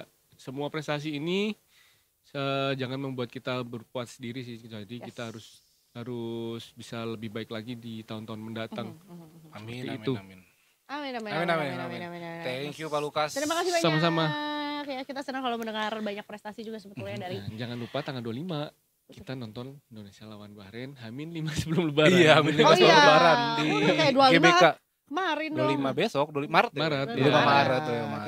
Masih lama. Wasitnya dari mana? Info wasit. Info wasit. Nanti dikabarin. Nanti dikabarin. Sekali lagi terima kasih Pak Lukas sudah meluangkan waktu datang sini. Mas Afif Farhan.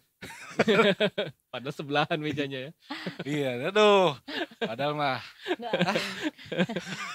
Ini bukan dapur apa kita di sini? Tidak apa-apa. Jangan.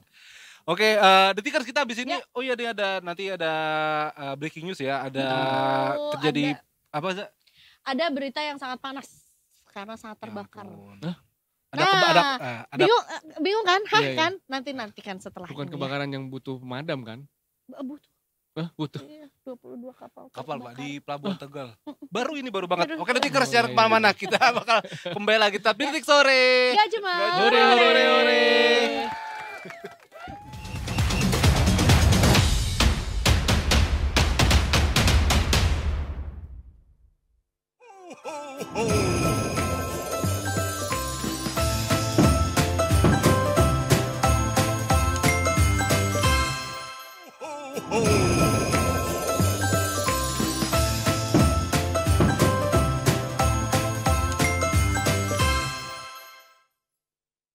Selamat datang kembali di Detik Sore. Enggak cuma hore-hore. Dan ini sore hari ini sebetulnya Detikers kita juga baru saja dikabarkan sebuah berita yang sebetulnya cukup bikin ngelus-ngelus dada ya. Udah cukup sangat menyedihkan.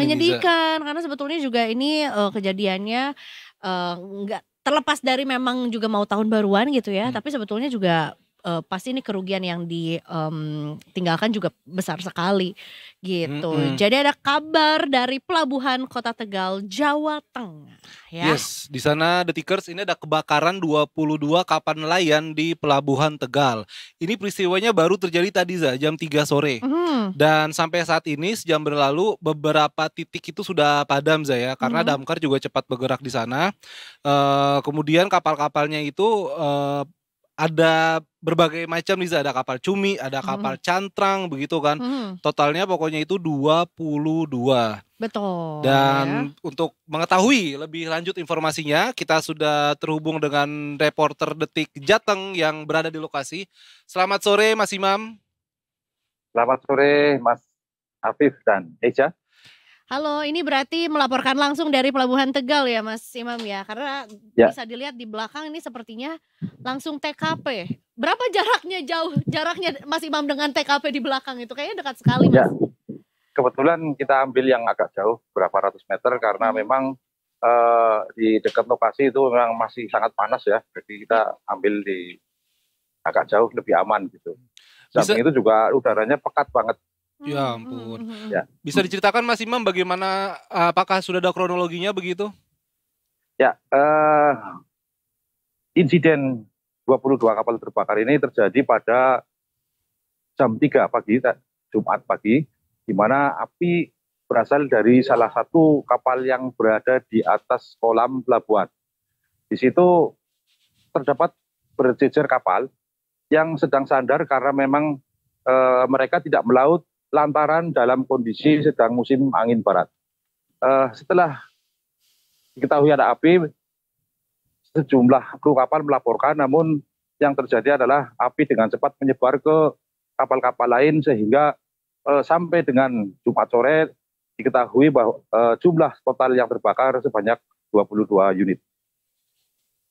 Baik, berarti memang ada pengaruh dari cuaca juga gitu ya, yang sedikit banyak juga menjadi yang membuat kebakaran ini begitu hebatnya. Karena kalau melihat juga nih dari foto-foto yang juga sedang ditayangkan, karena ini tuh termasuknya kapal yang medium size lah ya, maksudnya bukan kapal kecil gitu ya Mas Imam. Ya, karena dari HNSI menyebut bahwa 22 kapal itu memang sebagian besar adalah kapal cumi, di mana cirinya adalah banyak lampu yang seperti puing-puing itu, lampu-lampu yang itu memang digunakan untuk memancing cumi. Selain itu ada juga kapal jaring tak berkantong dan kapal-kapal jenis lain. Apakah ada korban jiwa Mas Imam atau ada yang terluka gitu? Sejauh ini belum ada dilaporkan korban jiwa, namun dari pengakuan beberapa pemilik kapal, korban yang ditimbulkan akibat dari kebakaran ini rata-rata adalah 1,5 miliar tiap unit kapal. Wow. Jadi memang juga ya kerugiannya cukup besar lah ya atas adanya insiden ini. Kemudian juga apakah sudah ada temuan juga mengenai berapa unit damkar yang juga sudah didatangkan ke sana dan bagaimana penanganan untuk kapal-kapal ini? Untuk menjinakkan api di area pelabuhan ini dikerahkan sekitar 10 damkar dari seluruh kota di Eks-Karsi dan Pekalongan. Sehingga Jumat sore ini kondisi api memang sedikit mereda, namun di beberapa titik masih ada kobaran api di mana berasal dari tangki bahan bakar yang masih menyala sampai dengan sore ini. Oh, kalau begitu Mas, apakah Pelabuhan Tegal sementara ini berarti ditutup dalam artian para nelayan lainnya tidak bisa melakukan kegiatan lainnya begitu? Sebagian besar dari kapal-kapal ini saat ini memang sedang sadar karena memang kondisi laut sedang musim angin barat, di mana mereka tidak berani melaut karena memang sangat membahayakan keselamatan. Baik. Apakah ada update juga mengenai kira-kira kapan proses pendinginannya ini akan selesai, dan kemudian juga apa tindak selanjutnya yang mungkin akan dilakukan setelah nanti seluruhnya api telah padam? Ya, proses pendinginan masih berlangsung, di mana petugas damkar itu menganggap bahwa ketika kapal masih mengeluarkan asap, sama artinya dengan api belum bisa dipadamkan. Mereka baru bisa menyatakan api sudah jinak manakala tidak muncul api, baik api hitam, baik yang berasap hitam maupun yang berasap putih. Nah, untuk penyebab kebakaran dari Kapolres tadi pagi menyatakan bahwa bisa diketahui setelah nanti ada proses penyelidikan dari polisian. Baik, jadi kita masih menantikan ya sebetulnya apa penyebab utama dari kebakaran besar ini yang juga terjadi. Tapi kita harap sih mudah-mudahan juga segera dipadamkan gitu ya, segera proses pendinginannya juga cepat diselesaikan. Dan mudah-mudahan juga ya rekan-rekan atau teman-teman nelayan di sana juga bisa kembali berlayar lagi gitu ya, bisa kembali juga mencari nafkah laut juga ya setelah kejadian ini. Siap, terima kasih banyak Mas Imam informasinya. Tetap hati-hati Mas di lapangan, jangan kedeket-deket Mas. Selamat bertugas Mas Imam, selamat sore. Sore. Terima kasih. Berarti masih diselidiki ya ke apa sebetulnya penyebab utama yang menjadikan terjadinya kebakaran inilah karena sedih 22. Karena masih pendinginan dan ternyata gue tadi salah. Ternyata kebakaran itu dari dini hari tadi. Betul. Dari dini hari tadi dan tadi jam 3 itu memang sudah mulai pendinginan itulah ya. Maka kita lihat tadi kan juga ada asap hitam yang membumbung begitu kan Za. Tapi kebayangnya maksudnya itu tuh terjadi dari dini hari dan sekarang berarti sudah menjelang fajar juga, sudah menjelang akhir. Gue udah tahu lagi. Harusnya I shouldn't use that word. Tapi ya sudah. Ya, maksudnya udah mau selesai juga hari ini tapi masih ada asap yang terlihat gitu. Gimana asapnya tadi? Asap iya itu dia. Ya, Ya semoga saudara-saudara kita di sana juga sama selamat lah ya kan para nelayan. Apalagi lagi anginnya lagi kenceng. Betul. Nanti setelah ini kita masih juga akan lanjut juga. Ini ke pemberitaan yang menurut aku juga bukan suatu yang not very demure, not very cutesy. Apa tuh? Karena abis ini Apa tuh? Tuh kan Korea juga. Tadi pas gue bilang nonton Squid Game atau enggak mau. Enggak, gue sukanya Korea Utara. Oh wow. Kecilin. Korea Utara gitu. Takut sih. Tahu nggak sih katanya ada satu restoran di Jakarta yang men-serve makanan Korea Utara, tapi gitu terus si restoran ini tuh sas gitu, jadi kayak sepi. Abis gitu juga enggak. Di mananya? Nggak tahu daerah mana Jakarta. Di Jakarta. Maksudnya daerah mananya apa sih? Ya maksudnya Jakarta daerah mananya? Nggak kan tahu, Jakarta luas. Nggak tahu gue. Tapi gue sempet lihat kayak fotonya, sempet masuk ke pemberitaan juga kok gitu. Dulu gue pernah pas gue masih di, kan gue sebelum di sport di travel kan. Gue pernah disuruh nelpon kedutaan Korea Utara. Serius? Untuk kayak buat jadi berita. Waktu itu masih belum di sini gedungnya kita kan. Jadi gue disuruh telepon, nomornya nomor kantor. Telepon gitu. Halo selamat siang gitu. Terus gue bilang kan, saya ya gue bilangnya mau tanya-tanya dulu tentang Korea Utara. Terus dia balasnya orang Korea cuma ngomongin Indonesia. Silakan kirim ke sini. Serius gue yang. Jadi emang kayak ya gue emang gak mau basa-basi ya gitu. Kayak mau nanya ya boleh tapi ya langsung datang aja. Gitu gue yang wah itu keren banget sih. Maksudnya kayak di film-film deg-degan Za. Gue pulang langsung jangan-jangan ada ini nih Son Heung-min nih yang ngeliatin gue kan. Son Heung-min pemain bola Korea Selatan. Korea Utara. Tapi sebenarnya kalau misalnya kayak ya oke silakan mau nanya apa pada saat itu? Ada kimchi gak? Enggak, gue mau nanya kayak berapa sih kalau gue mau ke Korea Utara harus gimana caranya gitu. Ya karena memang gak ada pesawat komersil juga ya yang kesana. Jadi kalau kesana tuh kita harus dari Jakarta itu harus ke Shanghai atau Beijing gue lupa. Nah dari situ baru naik pesawat lagi. Not even ke Seoul ya? Enggak ke Seoul. Dia harus ke China dulu baru abis itu ke Korea Utara. Sorry kita kenapa bahas ini ya? Gitu. Ya karena gara apa tuh tadi. Kita mau bahas apa lagi nih? Nah sebelum ini nanti kita akan bahas soal yang mau liburan ke Bandung tapi jadi kurang bersemangat gara-gara katanya, ini baru katanya ya, nanti kita akan konfirmasi lagi juga bahwa sebetulnya banyak juga oknum-oknum pungli yang juga berada atau mereka tuh memang menyasar para wisatawan di daerah-daerah wisata atau di tempat-tempat wisata gitu. Begitu. Tapi ini kan sebenarnya barang lama ya Zaya. Kayak maksudnya udah dari dulu udah kedengeran kan. Betul. Dan kayaknya sampai sekarang tuh nggak bisa hilang gitu Za, terus menjamur gitu kan. Apakah sebetulnya memang karena ya dibiarkan terjadi, atau mungkin sebetulnya kita nih sebagai wisatawannya yang memang dari awal harus tahu harga, nanya dulu di awal ya kan, kayak emang parkir di sini berapa gitu, kalau misalnya harganya nggak cocok ya udah tinggalin aja gitu. Tapi kadang-kadang terpaksa juga ya kalau parkir.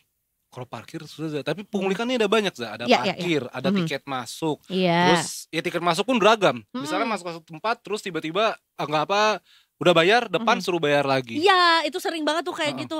Kayak lah tadi kan udah bayar, ya itu kan beda yang di dalam. Lah terus gue juga kalau nggak bisa nggak lewat sini juga nggak mau lewat sini gitu kan.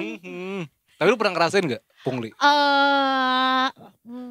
Kayaknya sih enggak ya kalau di tempat wisata. Oh ya paling itu sih tempat parkir yang jadi kayak dua layer gitu. Jadi kayak di dalam udah bayar, nyampe luar mau diseberangin bayar lagi dan wajib bayar lagi juga.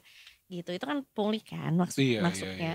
Tapi sebenarnya yang gua mau highlight adalah ini bukan di tempat wisata tapi adalah di tempat usaha. Jadi aku tuh ada tempat usaha di Bandung. Dan kita tuh wajib bayar untuk parkir per bulan. Biar customer kita, jadi ini tuh kondisinya tuh adalah ruko-ruko banyak tuh ya. Ada tempat usaha gua, ada pet shop, ada Mixue. Terus? Ada apa-apa, satu banyak itu. Nah, kita tuh setiap ruko itu dimintain per bulannya untuk bayar parkir. Biar apa? Biar customer kita itu nggak dimintain parkir, tapi tetap dimintain juga. Jadi kayak gue kayak, terus kenapa gue harus bayar tiap bulan? Ya itu mah sebenarnya jatuhnya pemerasan sih. Ya gak sih? Iya Karena sih. bayar sampah bulanan, RT RW itu nggak apa-apa sih. Sebenarnya bayar sampah ya make Iya sense. itu mah Bayar RW IPL, udah gitu. NIKL. Tapi kalau bayar parkir tapi customer gue disuruh bayar parkir lagi juga kayak, kita harus gimana nih? Gitu orang bilang cuma 2.000 atau dia jadi 200 juta. Iya benar. Iya Tapi kan kan? yang dimintain banyak juga sih. Kasihan kan yang misalnya cuman purchase-nya cuma 6.000, parkirnya 2.000. Jadi 8.000. Belum PP 12%. Banyak banget ya. Nah, Detikers, kita ngomongin pungli juga. Kita sekarang sudah terhubung dengan Kang Wisma Putra, reporter Detik Jabar, yang akan karena ini kan belakangan ini juga rame nih Za, soal gelisah pungli parkir di ini Bandung Zoo. Betul. Iya kan, orang Bandung tahu banget kan lu. Bandung, betul. Itu di Jalan Ganesha ya, deket sih. Jalan Taman Sari, sorry ya. Dan kita akan menyapa. Iya, menyapa Kang Wisma Putra dari Detik Jabar. Selamat sore, Kang. Sudah bisa bergabung dengan kita. Halo. Ya, selamat sore Apip dan Rampes. Wilujeng Sonten. Kumaha damang. Wilujeng Sonten. Oke, alhamdulillah pangestu. Raos pisan euy. Apanya? Gue cuma di Rosa Sunda tau raos pisan euy. Apa itu artinya? Enak banget. Oh, apanya ya, yang kan? enak nih? Punglinya? Pisan. Coya. Kang Wisma, ini kan di Detik Jabar berapa hari terakhir ini ramai soal ada OTT, tangkap tangan terduga pelaku getok parkir di Bandung Zoo, begitu kan Kang? Ada 8 orang diamankan ya kan? Sebenarnya kalau dari Mas Wisma sendiri ini melihat fenomena apa sih pungli di khususnya bukan di Bandung aja sih, di kawasan Jawa Barat lah lebih luasnya. Seperti apa sih Mas? Ya, kalau yang saya lihat ya, memang bukan hanya di kawasan Bandung Zoo itu kan yang di Bandung Zoo itu emang kawasan parkir liar gitu. Bahkan di kawasan parkir yang legal juga seperti di bahu jalan yang di Jalan Braga itu kan dilegalkan dan ada petugas parkirnya, dan tak jarang juga itu si petugas parkir dari oknum di sub tuh melakukan getok parkir juga gitu. Yang biasanya tuh motor tuh hanya 5.000 gitu ya untuk sekali parkir di kawasan pusat kota itu bisa jadi 10.000 gitu. Bahkan kalau untuk mobil itu bisa jadi lebih mahal yang biasanya itu hanya 10.000 gitu. Dan ini berarti bisa dibilang satu praktik yang sudah cukup lama ya terjadi di Bandung dan sekitarnya gitu. Betul. Ya, jadi mungkin karena kurang pengawasan ya. Dan juga tingginya wisatawan yang datang ke Bandung, terus dan kurangnya juga lahan parkir gitu, dan mengakibatkan si pungli ini tuh terus terjadi gitu. Sebetulnya memang udah banyak ya kantong-kantong parkir seperti di kawasan basement alun-alun atau di parkiran Palaguna. Tapi untuk di titik-titik itu tuh seperti untuk ke Jalan Braga tuh cukup jauh gitu. Jadi orang tuh lebih milih, istilahnya lebih milih parkir dekat, dan pada akhirnya mereka juga kena sasaran getok parkir itu sendiri gitu. Oke. Yang diketok itu berapa sih Kang harganya? Oh, gue kira yang digetok tuh apanya sih Kang ya? Enggak Bukan dong. Kangnya. Iya. Enggak, maksudnya getok harganya tuh berapa? Gue nggak tahu kan. Iya, Maksudnya iya, yang resmi tuh berapa gitu Kang, dan yang yang kena getok tuh berapa gitu besarannya? Iya kan, contoh aja di Bandung Ju itu yang kalau wisatawan masuk ke kawasan parkiran Bandung Ju-nya tuh kan itu normal aja per jam gitu dibayarnya gitu. Nah, sementara kan kalau untuk di bahu jalan itu yang kemarin yang kena OTT yang 8 orang itu kan mereka tuh bisa sampai kena 30.000 bahkan sampai 35.000. Padahal kan normalnya tuh hanya bisa cuma 15.000 atau 20.000 gitu kan. Orang juga kan datang ke kebun binatang paling lama juga kan sejam, maksudnya paling lama 2 sampai 3 jam gitu, nggak nyampe nggak nyampe seharian diam di kebun Di kandang binatang singa gitu. ya. Karena kan kebanyakan warga luar tuh mereka nggak tahu yang mana parkir legal, yang mana parkir ilegal gitu. Malahan kan dari si oknum parkir ilegal itu juga tak jarang pakai rompi mirip di sub gitu. Jadi mereka tuh anggapannya oh ini parkir resmi gitu. Padahal kan udah mah itu tuh parkirnya di bahu jalan, malah nutup trotoar, maksudnya bisa nutup trotoar gitu. Udah menutup pejalan kaki, parkirnya sembarangan, dan pada akhirnya ya kita sendiri gitu yang parkir sembarangan itu yang rugi gitu. Ya, mungkin ini salah satu triggernya ya sampai akhirnya sekarang menjadi viral lagi lah pemberitaan soal adanya pungli juga. Walaupun sebetulnya udah terjadi cukup lama juga. Tapi sebetulnya gimana operasi tangkap tangan ini? Apakah ini sebelumnya ada laporan dulu atau video yang viral kronologinya dulu? begitu ya? Sampai akhirnya sekarang jadi pembicaraan lagi nih. Sebetulnya untuk oknum parkir liar di Bandung Ju itu musiman biasanya. Itu di libur-libur panjang, di hari-hari besar, kayak kemarin kan itu kejadiannya tanggal 25 Desember ya, tepat di hari Natal gitu. Nah, sebetulnya kan sebelumnya juga suka ditertibin sama Disub gitu. Cuman ada lagi, dan pada akhirnya kan kemarin yang langsung terjun tuh bukan hanya Disub, tapi Satgas Saber Pungli Jawa Barat gitu. Jadi kan itu lebih jelas hukumnya gitu. Jadi mereka tuh langsung ditangkap, langsung di BAP, dan langsung diberi pembinaan gitu. Beda cerita kan kalau yang melakukan operasi yang melakukan penertibannya itu Disub gitu. Mungkin dikasih teguran, besok itu lagi gitu. Beda cerita kan kalau yang menegurnya atau yang OTT-nya itu dari Saber Pungli, otomatis kan si oknum petugas parkir itu pasti takut gitu. Betul. Dan 8 orang ini Kang, apakah mereka sekarang bagaimana Kang? Apakah mereka diamankan begitu atau mereka tidak boleh di sana lagi atau seperti apa? Oke. Nah, itu ditindaklanjuti langsung oleh tim Saber Pungli. Biasanya kalau yang orang yang pertama dilakukan penangkapan itu biasanya dikasih dulu pembinaan, dan bila mereka memang terbukti gitu, bahkan sampai ada unsur pidananya, ya tidak menutup kemungkinan mereka bisa mendapatkan hukuman gitu. Apakah sebetulnya setelah adanya OTT ini diketahui bahwa apakah mereka tuh dalam satu jejaring gitu, ada satu circle? Bukan, maksudnya apakah ada koordinatornya gitu, atau mungkin ada rantainya ada rantainya, apakah mereka mungkin pada saat kemarin liburan tuh di Bandung Zoo, habis gitu nanti berpindah lagi ke wilayah atau parkiran mana gitu Kang? Ada fakta-fakta seperti itu nggak? Nah, untuk informasi lebih lanjut kan dari pihak Satgas Sabar Punglinya tuh belum ada informasi lebih lanjut terkait hal tersebut. Cuman dengan penangkapan tersebut atau melakukan aksi tangkap tangan tersebut kan diharapkan menjadi efek jerak buat mereka gitu. Seperti di titik-titik sebelumnya kayak di Braga gitu kan pernah terjadi tidak ada gitu. Tapi muncul lagi di titik lain. Bisa jadi itu satu kelompok atau emang dari si individunya sendiri gitu. Beda-beda individu gitu. Sindikat ya berarti ya. Betul. Berarti kalau begitu Kang, ada nggak sih tipsnya bagi para wisatawan gitu, mungkin khususnya orang Jakarta yang paling banyak ke sana ya, biar tahu gitu ciri-ciri ini titik parkir resmi nih atau ini bukan nih gitu. Atau mungkin melawan kalau misalnya tiba-tiba kita kena pungli gitu. Oke.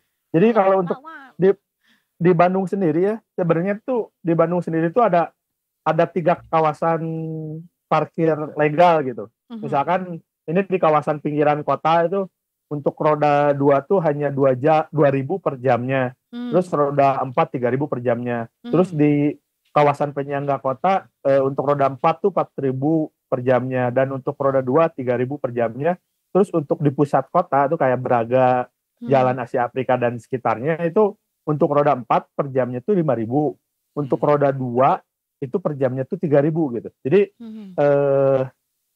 tipsnya sih kalau menurut saya harus bertanya dulu kepada petugas parkirnya, misalkan ini parkir di sini berapa, misalkan ketika si nominalnya masuk akal ya parkir aja di sana gitu. Tapi yang jelas kalau untuk parkir legal tuh pasti ada tanda parkirnya gitu, ada rambu-rambu jalannya gitu. Beda cerita ketika yang di depan Bandung Zoo itu sudah ada tanda dilarang parkir, terus ada kayak batu berbentuk bola gitu kan, itu disimpan di trotoar tapi tetap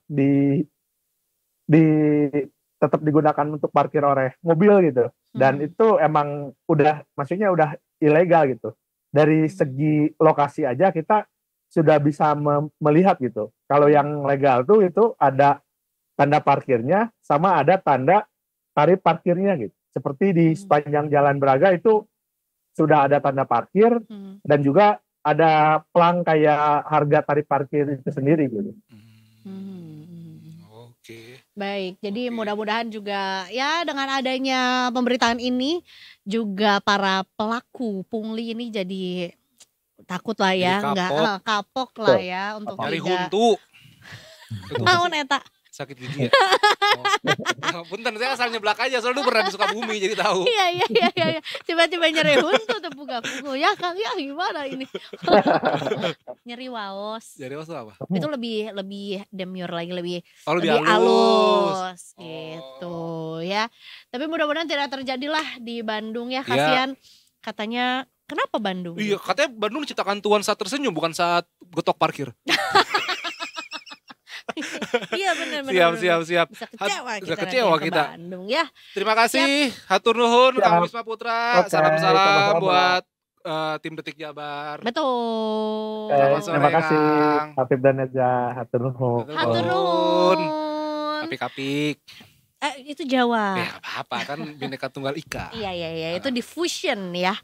Habis ini kita juga sebetulnya masih akan ngomongin soal perpunglian lagi kali ya. Walaupun tadi mungkin scale-nya adalah di Bandung. Dan parkir di daerah ya di wilayah tertentu lah ya, di wilayahnya Bandung Zoo.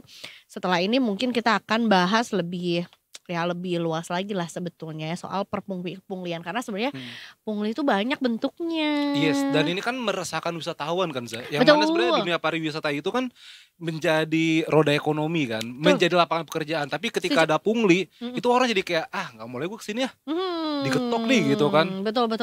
Dan bahkan sebenarnya yang menyebalkannya adalah kalau misalnya nih kita ambil lagi deh kasus yang tadi kayak parkir misalnya ya.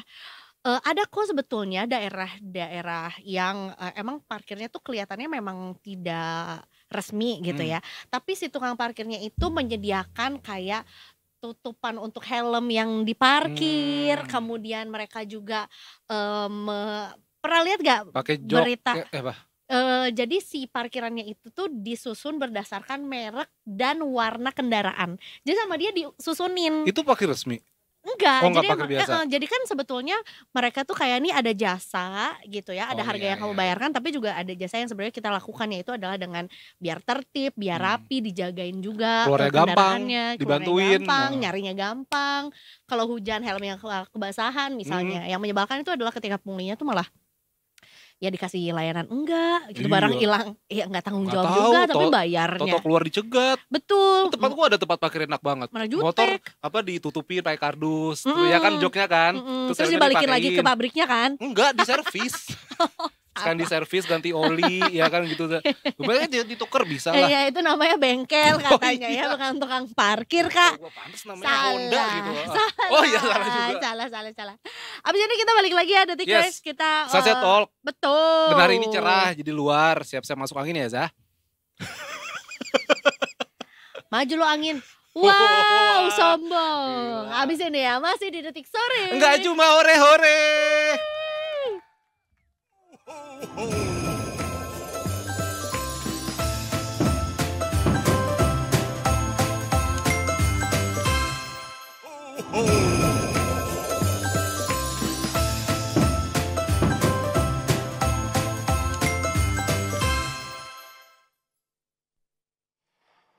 Wuhui, Detikers, inilah saatnya Sunset Talk. Gue mau bilang detik sore dulu Iza. Silakan. Kembali lagi detik sore, nggak cuma hore-hore. Tinggal bilang kan, cuman di switch aja Kak, sama aja ya. Tapi anyway, ini kita, menurut aku sih ini adalah salah satu sunset yang cukup indah. Ya karena Langitnya beneran biru ya. langitnya beneran biru, semburat mentari sorenya tetap terlihat gitu. Jadi kayaknya ini jadi satu sign 2025 gue cerah banget sih. Amin, amin, Aduh, amin, amin, ya amin. Allah ya. Tapi emang kenapa langitnya biru Za? Karena orang-orang Jakarta itu lagi pada liburan semua. Iya bener-bener. Ya Biasanya agak abu-abu tuh ya. Biasa ada apa, coklat. jarak pandang tuh nggak sejauh Iya ini. paling 50 gitu. senti. Itu lebih ke arah kayak Bapak pakai lebih ke apa Silent tuh? Hill ya? Iya. Lebih Horor serem ya. Tapi salah satu resolusi aku di tahun 2025 itu adalah lebih banyak traveling. Amin, amin, amin. Ya, Lebih pengen. banyak liburan. Gue pengen Gunung Kerinci gue. Pengen Gunung Kerinci? Iya. Oh belum sempat kesana. Karena ya? telinganya panjang. Itu kelinci. Tapi Za lu yakin masih mau traveling di 2025? Ya Lu mau. gak takut sama yang namanya pungli Za?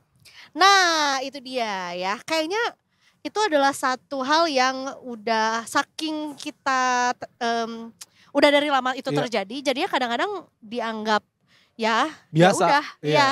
ya Dianggap akan wajar. dianggap wajar, betul. dianggap Padahal itu adalah lumrah. dogma. Wow, apa tuh? Rona merah pernikahan. Di mana pernikahan? Biar keren aja. biar jelas kita ngobrolnya sama redaktur dari Detik Travel aja yuk. Ada Wahyu Setio Widodo dari redaktur Detik Travel. Selamat sore Mas Wahyu. Sore semuanya. Wah, Apa Mas kabarnya Wahyu. nih? Oh baik alhamdulillah Mas. Jadi saya sebenarnya itu, jadi kita diwawancara ya. Iya, kayaknya tuh Gimana? ini pertemuan pertama kan? Yes. Ini belum pernah bertemu kan sebelumnya, Belum. kayak sulap-sulap gitu ya. Belum pernah bertemu sebelumnya? Belum pernah. Kita tidak saling mengenal. Tidak saling mengenal? Iya. Mas Wahyu ini judulnya agak mengerikan juga ya. Agak horor sebenarnya. Topik kita sore ini yaitu Pungli racun pariwisata. wow. Budaya. Udah jadi budaya malah Za. Iya udah jadi budaya kan. Lu sering dengar Iya, kata-kata budaya pungli kan? Iya. Khususnya tempat wisata kan? Betul, mau itu wisatanya di kota kena parkir, kena tiket masuk. Iya. Mau itu misalnya yang community based tourism atau mungkin juga yang di desa-desa gitu ya, desa wisata juga kayak beli paksa gitu. Iya. Atau ada tour guide yang kok tarifnya jadi segini gitu. Betul. Gimana Mas memandang fenomena ini Mas Wahyu? Fenomena pungli nih Mas Wahyu. Jadi fenomena pungli ini bukan hal yang baru ya di dunia pariwisata. Setiap tahun pasti ada kasus yang terjadi terkait dengan pungli. Jadi ini harus jadi perhatian khusus bagi pemerintah supaya membuat pariwisata itu Indonesia terutama itu lebih maju dan wisatawan merasa nyaman ketika berwisata gitu. Bentuk punglinya kan ada bermacam-macam. Ya seperti yang disebutin Mbak tadi, ada pungutan tiket masuk, pungutan tour guide, pokoknya segala jenis pungutan yang tidak resmi itu masuk ke dalam kategori pungli dan itu tidak bisa dibenarkan begitu. Dan bikin ini ya Mas, bisa dibilang sebenarnya pungli itu bakal bikin orang kapok gak sih? Maksudnya bukan orang wisatawannya gitu. Karena kan beberapa kali pun di sosmed sekarang udah banyak gitu orang yang wah gua mau ke gunung A nih gitu, misalnya mau trekking. Cuman ternyata loh kok mandi maksudnya segini, masuk dalam bayar lagi. Terus mau mandi air panas bayar lagi. Pas masuknya lagi oh ternyata kolomnya ada beda bayar lagi. Dan itu sebenarnya bisa menjadi bumerang buat tempat wisata sendiri Mas ya? Betul. Karena wisatawan itu sebenarnya cuma butuh dua ketika menuju ke tempat wisata. Dia butuh rasa aman dan nyaman. Ketika dua rasa itu tidak bisa dia dapatkan di tempat wisata, dia pasti akan trauma dan enggan balik lagi. Sudah banyak contohnya misalnya tempat-tempat wisata yang sepi bahkan tutup karena pungli begitu. Jadi itu salah satu faktor yang bisa membuat wisatawan untuk kapok kembali lagi. Gitu. Kapok. Tapi sebetulnya juga ada yang ya kita nggak tahu ya, tapi bisa jadi sebetulnya pungli ini adalah ya karena memang tempat wisata tersebut, daerah wisata tersebut juga nggak ada pemasukannya gitu, atau mungkin juga masyarakat di situ yang sebetulnya mendevelop si daerah atau tujuan wisatanya yang akhirnya uangnya tuh sebetulnya digunakan untuk mensejahterakan masyarakatnya lah, atau mungkin dalam tanda kutip biaya kebersihan lah, atau lain-lainnya. Nah, untuk menanggapi hal itu gimana sih Mas? Yes, kalau kita telah ya sebenarnya faktor-faktor yang menyebabkan pelaku pungli itu bisa ada di tempat wisata itu ada dua ya sebenarnya. Yang pertama itu dari segi sisi pelakunya sendiri, yang pertama itu adalah faktor ekonomi. Faktor ekonomi itu berperan sangat besar, suka tidak suka, percaya tidak percaya, pelaku pungli itu didasari oleh faktor ekonomi. Jadi dia tidak ada pekerjaan, tuntutan kebutuhan untuk menafkahi anak dan istri, sehingga hal yang paling mudah yang dia lakukan adalah ya berbuat kriminal, yaitu dengan meminta uang kepada wisatawan dan ya pungli itu tadi. Terus yang kedua, selain dari faktor ekonomi sendiri, penyebab para pelaku ini melakukan pungli itu adalah dari faktor sosial budaya sendiri. Jadi sosiokultural, ada beberapa daerah yang di Indonesia yang masyarakatnya memang itu terbiasa dengan kegiatan yang dia mendapatkan uang dengan mudah, yaitu dengan cara meminta-minta. Ada satu daerah, saya nggak sebutin nama daerahnya ya. Jadi setiap tahun itu sebut aja di provinsi mana Mas? Ada. Itu pakai ketahuan dong. Jadi ada budaya di situ.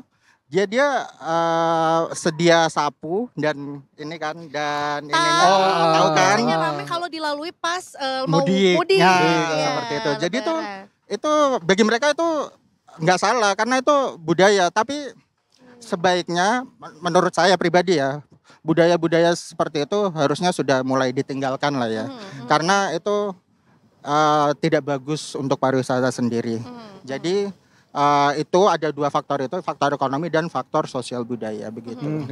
Kalau dari Kemenpar Mas Wahyu, apakah sudah melakukan tindakan-tindakan tertentu gitu? Secara kan namanya pungli juga ini loh, nggak mandang-mandang loh. Apalagi biasanya kalau bule itu lebih mahal. Iya, betul. Bayar kan, bule aja bayar tiket masuk resmi udah lebih mahal. Ini kena pungli bakal lebih mahal. Apakah Kemenpar sudah ada langkah-langkah yang lebih konkret gitu Mas? Nah sejauh ini jujur-jujuran ya. Wah. Belum ada karena faktanya kasus pungli kan terus berulang setiap tahunnya. Jadi kalau dari pemerintah sendiri saya melihatnya itu belum ada langkah konkret untuk dalam hal ini menertibkan pungli ini. Sebenarnya pemerintah itu harusnya ada di dua cara untuk ini pungli itu, yaitu pencegahan dan penindakan, pemberantasan. Itu yang harusnya di peran pemerintah ada di situ. Jadi sebelum itu pungli itu terjadi harus sudah dicegah dengan cara yaitu misalnya ada banyak lah caranya, pemberdayaan masyarakat, kemudian sosialisasi, itu harusnya pemerintah hadir di situ. Kemudian yang kedua pemberantasan yaitu law enforcement, penegakan hukum itu yang kurang dari pemerintah. Iya sih. Sekurangnya penegakan hukum yang memberikan efek jera kepada para pelaku pungli. Seperti kita tahu, para pelaku pungli kan itu sebenarnya tindak pidana ringan ya. Jadi hukumannya itu cuma ya wajib lapor kan, terakhir lapor. yang di kasus yang penunjuk jalan pintas itu gitu, ya itu cuma dikenai wajib lapor kan, itu bisa jadi besoknya diulangi lagi kan, kita nggak tahu. Jadi itu yang kurang dari pemerintah sekarang itu. Jadi perlu dua itu, yaitu pencegahan dan pemberantasan itu, penegakan hukum sih sebenarnya. Dan khususnya masyarakatnya sendiri, maksudnya no offense ya, maksudnya masyarakatnya kadang belum sadar wisata kali Mas ya. Iya betul. Karena itu memang juga kan berpengaruh juga. Kalau kita sadar wisata, misalnya let's say lah tempat kampung gua nih punya air terjun tiba-tiba nih ya kan, padahal di Cilandak ada air terjun nih gitu kan. Buatan. Iya. Cuman kalau misalnya, oke lah gue mau mintain tarif, tapi oke nih gue bersih nih, gue buka ini jalur trekking gitu loh. Maksudnya kadang orang sebenarnya kalau kayak gitu gak ada masalah Mas ya. Asal gue bayar tapi memang gue mendapat kenyamanan dan keamanan tadi ya. Betul. Ya itu tadi kita penggerak ini Pok Darwis ya. Iya Pok Darwis. Udah lama gak dengar kata itu ya. Itu yang tadi yang aku bilang butuh pendekatan sosiokultural tadi. Iya, betul. Sosial dan budaya itu tadi. Kita harus melihat secara bisa jadi histori juga dari kebiasaan masyarakat sekitar situ, apa sih yang mereka butuhkan gitu. Itu yang harus dilakukan oleh pemerintah sebenarnya. Berperannya di situ. Iya. Jadi memang sebetulnya juga betul memang harus ada tindakan yang dilakukan sama pemerintah pusat gitu, tapi juga sebetulnya pemerintah daerah yang tahu kondisinya gitu ya. Apakah ini memang karena latar belakang ekonomi, apakah ini memang karena latar belakang sosiokultural, atau mungkin juga bahkan bisa jadi ini adalah oknum dari daerah lain yang sebetulnya bukan orang situ betul. Gitu ya, yang tiba-tiba memang meminta pungli gitu ya. Nah sebetulnya salah satu yang jadi pemberitaan adalah sekarang 2025 apakah masih banyak nih yang mau berwisata di dalam negeri, karena sekarang membandingkan tiket pesawat ke luar negeri, apalagi negara-negara tetangga di ASEAN gitu ya, di ASEAN Tenggara jauh lebih murah dibandingkan ke let's say ke daerah timur misalnya. Atau mungkin ke beberapa pulau-pulau atau daerah wisata yang belum sepopuler itu gitu ya. Gimana nih tanggapannya Mas, biar 2025 hashtag di Indonesia ajanya kayaknya masih dipakai nggak? Kalau menurut saya pribadi ya, untuk tahun 2025 ke depan ini sepertinya wisatawan Indonesia itu pasti akan mengerem untuk wisata ke luar negeri sepertinya ya. Karena ada banyak faktor kan. Yang pertama kan kebijakan PPN 12% itu juga pasti akan berpengaruh. Jadi mungkin mereka akan lebih banyak mengerem pengeluaran. Kemudian trennya sih yang aku lihat selama ini untuk tahun 2025 ini mereka pasti akan mencari tempat-tempat hidden gem. Iya. Kalau dulu ngasih taunya, ya ampun ini kafe terpencil susah dicari. Kalau sekarang guys ini tuh hidden gem. Yes. Gitu. Padahal di pinggir jalan ya. Padahal cuman kayak ke halang tembok gitu, atau kayak dibikin entrance-nya beda dikit jadi hidden gem. Trennya seperti itu trennya. Kalau kita buka TikTok nih, pasti judulnya hidden gem di mana-mana. Padahal ya belum tentu itu hidden gem kan. Belum tentu bagi warga lokal, ya elah. Lah belakang rumah gua nih. Ini mah dekat. Gitu. Benar. Mereka akan berlomba-lomba untuk mencari tempat baru yang belum banyak diketahui orang, dan terutama yang dekat-dekat sekitar tempat tinggal mereka. Jadi nggak perlu jauh-jauh, tapi ada gitu. Jadi mereka pasti akan berburu ke tempat-tempat segitu. Kan itu murah dan tidak perlu perjalanan jauh. Sepertinya mereka akan trennya seperti itu di tahun 2025. Tapi kan kita lihat kalau ngomongin soal sosial media, terutama TikTok ini ya, sekarang tuh trennya tuh cepat sekali berubahnya gitu. Cepat sekali ya cepet lah semuanya trennya gitu ya. Kalau misalnya kita ngomongin soal ini nih donat viral gitu, wah bisa ngantri gitu ya seharian dari subuh untuk dapetin donat itu. Nanti minggu depan tuh ceker viral gitu, apalagi. Nah sebetulnya ini fenomena yang apakah sebetulnya baik gitu ya untuk dunia pariwisata, atau mungkin juga ya dari sisi ekonomi juga gitu ya, memberikan banyak kesempatan sama tempat-tempat atau brand-brand baru, atau sebetulnya ya nggak sustain aja gitu Mas? Sebenarnya untuk tren-tren viral itu kita harus lihat juga bahwa fenomena media sosial ini memang sifatnya boom and vanish gitu. Jadi gampang terkenal dan juga gampang juga untuk hilang gitu. Nah, kalau menurut saya pribadi sih itu masuk ke dalam pariwisata yang tidak sustain ya. Karena sebenarnya tren kedepannya ini pariwisata itu harus yang sustainability ya. Baik dari segi alam maupun dari segi budaya.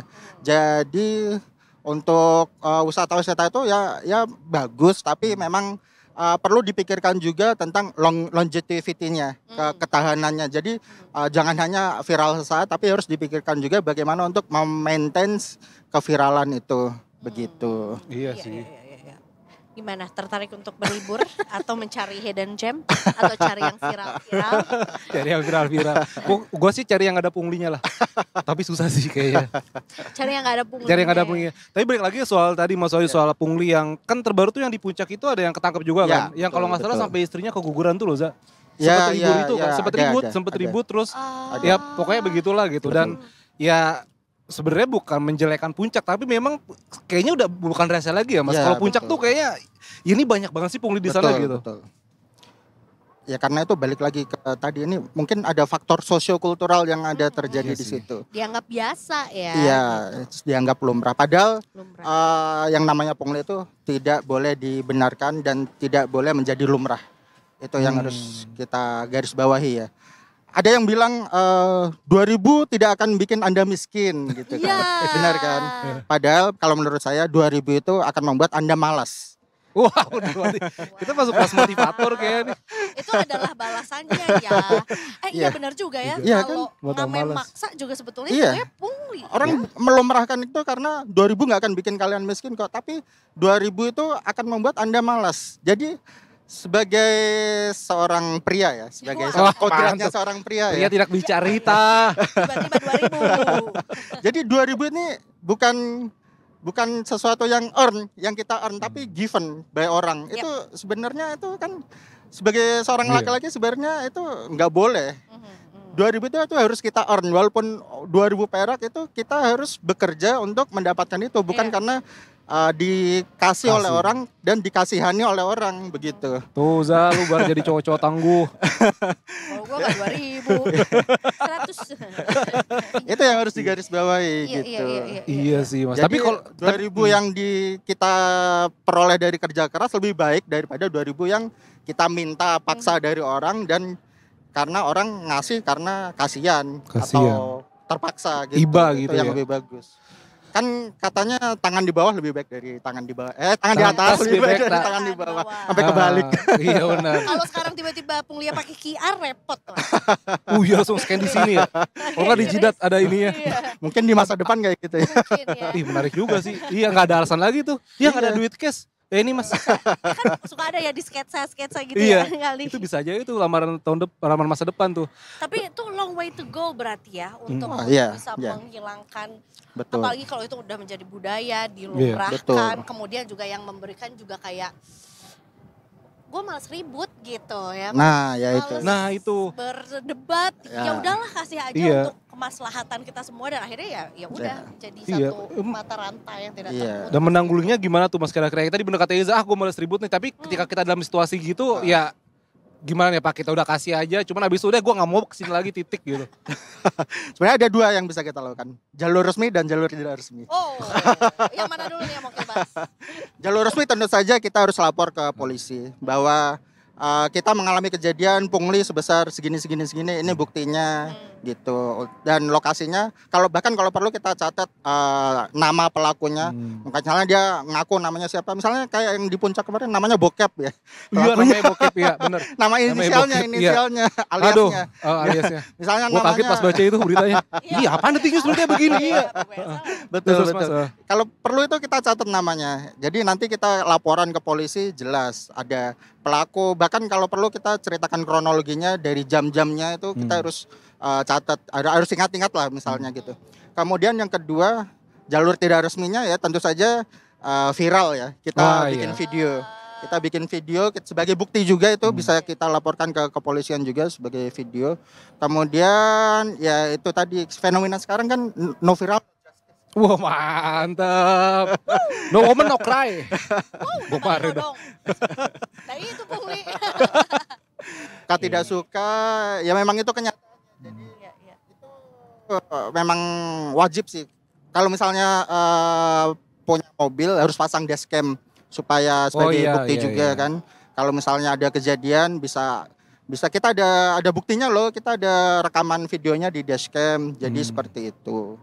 Ada 2. Iya sih betul. Saya ada yang dari dok. Boleh gitu nggak sih? Nggak boleh ya. Iya kadang kesel sih. Syak dari dok. Haram nggak ridho. Gitu, tapi sambil dikasihin. Oke. Tapi untuk kalau liburan Nataru Mas Wahyu ini kan ya, sekarang kita udah masanya gitu kan lagi Nataru nih. Destinasi mana sih Mas yang masih menjadi top untuk wisatawan? Iya. Untuk akhir tahun Bali masih nomor 1 sih, Bali. Bali itu mulai. Soalnya sekarang ngetren lagi makanan khas Bali ya. Sushi Philadelphia. Waduh. Makanan khas Bali ya. Aku belum nyobain tuh, Mbak. Ya, enggak usah, Pak. Bukan. Aduh. Tapi jangan just tip ya, soalnya. Iya. Basi. Boleh dicoba ya. Boleh dicoba. Bali masih jadi nomor 1 sih. Kemudian yang kedua yang dekat-dekat Jakarta sih masih Bandung itu masih jadi favorit. Bandung, Bogor, Puncak itu masih jadi favorit. Kemudian yang lagi rising ini di Jawa Tengah, Solo. Karena ada rumah mantan presiden. Karena Pak Jokowi kan pulang kampung. Betul, karena kan suka tertangkap kamera lagi makan soto apa. Orang-orang jadi penasaran pengen nyobain. Jadi Solo itu rame sekarang.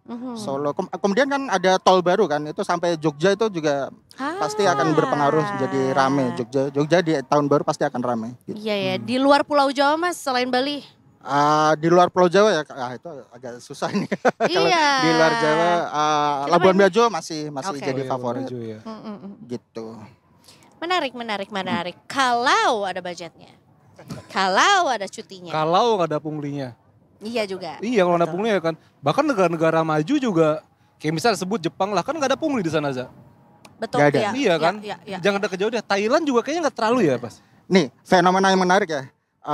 Kalau kita ke Singapura aja, di sana nggak ada tukang parkir.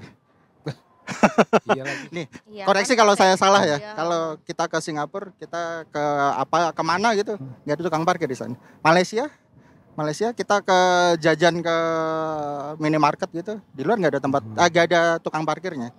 Di Jepang apalagi. Iya. Aneh kalau ada tukang parkir. Kalau di Brazil bukan nggak ada tempat parkir, adanya parkur. Padahal itu dari Perancis.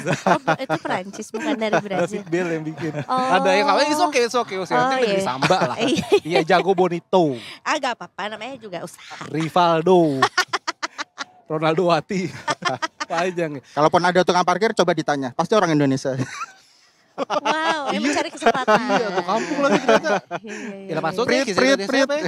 Itu kan kartu kuning tapi itu. Coy ya. Kita jajan sevel di Bangkok gitu. Prit. Orang mana Mas? Orang Indonesia. Enggak, itu bercanda. Beneran kalau ke negara-negara tetangga enggak ada tukang parkir di sana. Itu yang paling sederhana ya. Bentuk pungli paling sederhana kan parkir kan. Tukang parkir itu. Di sana enggak ada. Di luar negeri itu. Apalagi ke negara-negara maju. Australia, Jepang, di sana ada ketentuan untuk parkir, tapi mereka pakai mesin kan, mesin, bayarnya pakai mesin. Ada parkir tapi bukan tukang yang prit yang kayak jelangkung. Tiba-tiba datang tadi diundang, pulang tadi jemput. Antar. Dijemput apa diantar sih? Enggak tahu Kak. Takut. Datang naik Gojek, pulangnya naik Grab. Wah, lintas ya. Tapi ya mudah-mudahan ada tindakan lah ya gitu, baik itu dari pemerintah pusat juga, dari pemerintah daerah juga gitu ya. Karena juga ya beritanya marak juga, mudah-mudahan nggak cuman karena sekarang musim liburan aja gitu ya. Karena sebetulnya ya pungli itu nggak cuma terjadi pada saat musim liburan gitu ya. Ada di beberapa daerah wisata tertentu yang memang ada terus gitu si pungli itu ya gitu ya. Betul. Jadi biar kita makin semangat untuk liburan, Iya. untuk healing, untuk jalan-jalan di dalam negeri juga, terus nggak kapok juga untuk liburan ke daerah wisata itu. Kalau Mas Wahyu ada pengalaman kena pungli paling epic nggak? Aduh, apa ya kalau pungli? Kalau belum alhamdulillah Mas, jangan adu kayak belum ada nih. Belum ada. Sejauh ini belum ada. Jangan Mungkin karena muka saya ya yang agak Enggak. Iya.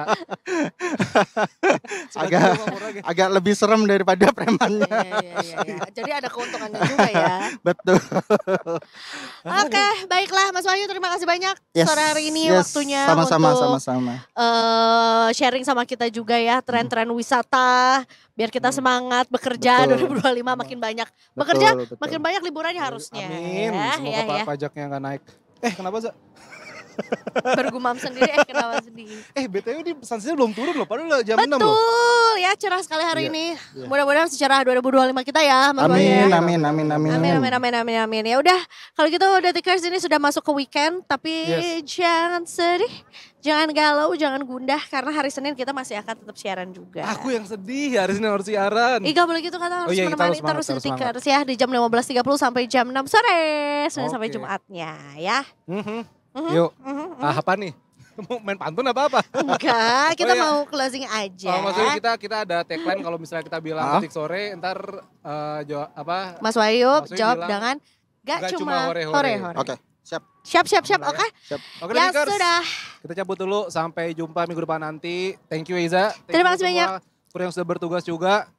Pokoknya minggu depan kita ketemu lagi di Detik Sore. Gak cuma hore-hore. See you on Monday. Oh.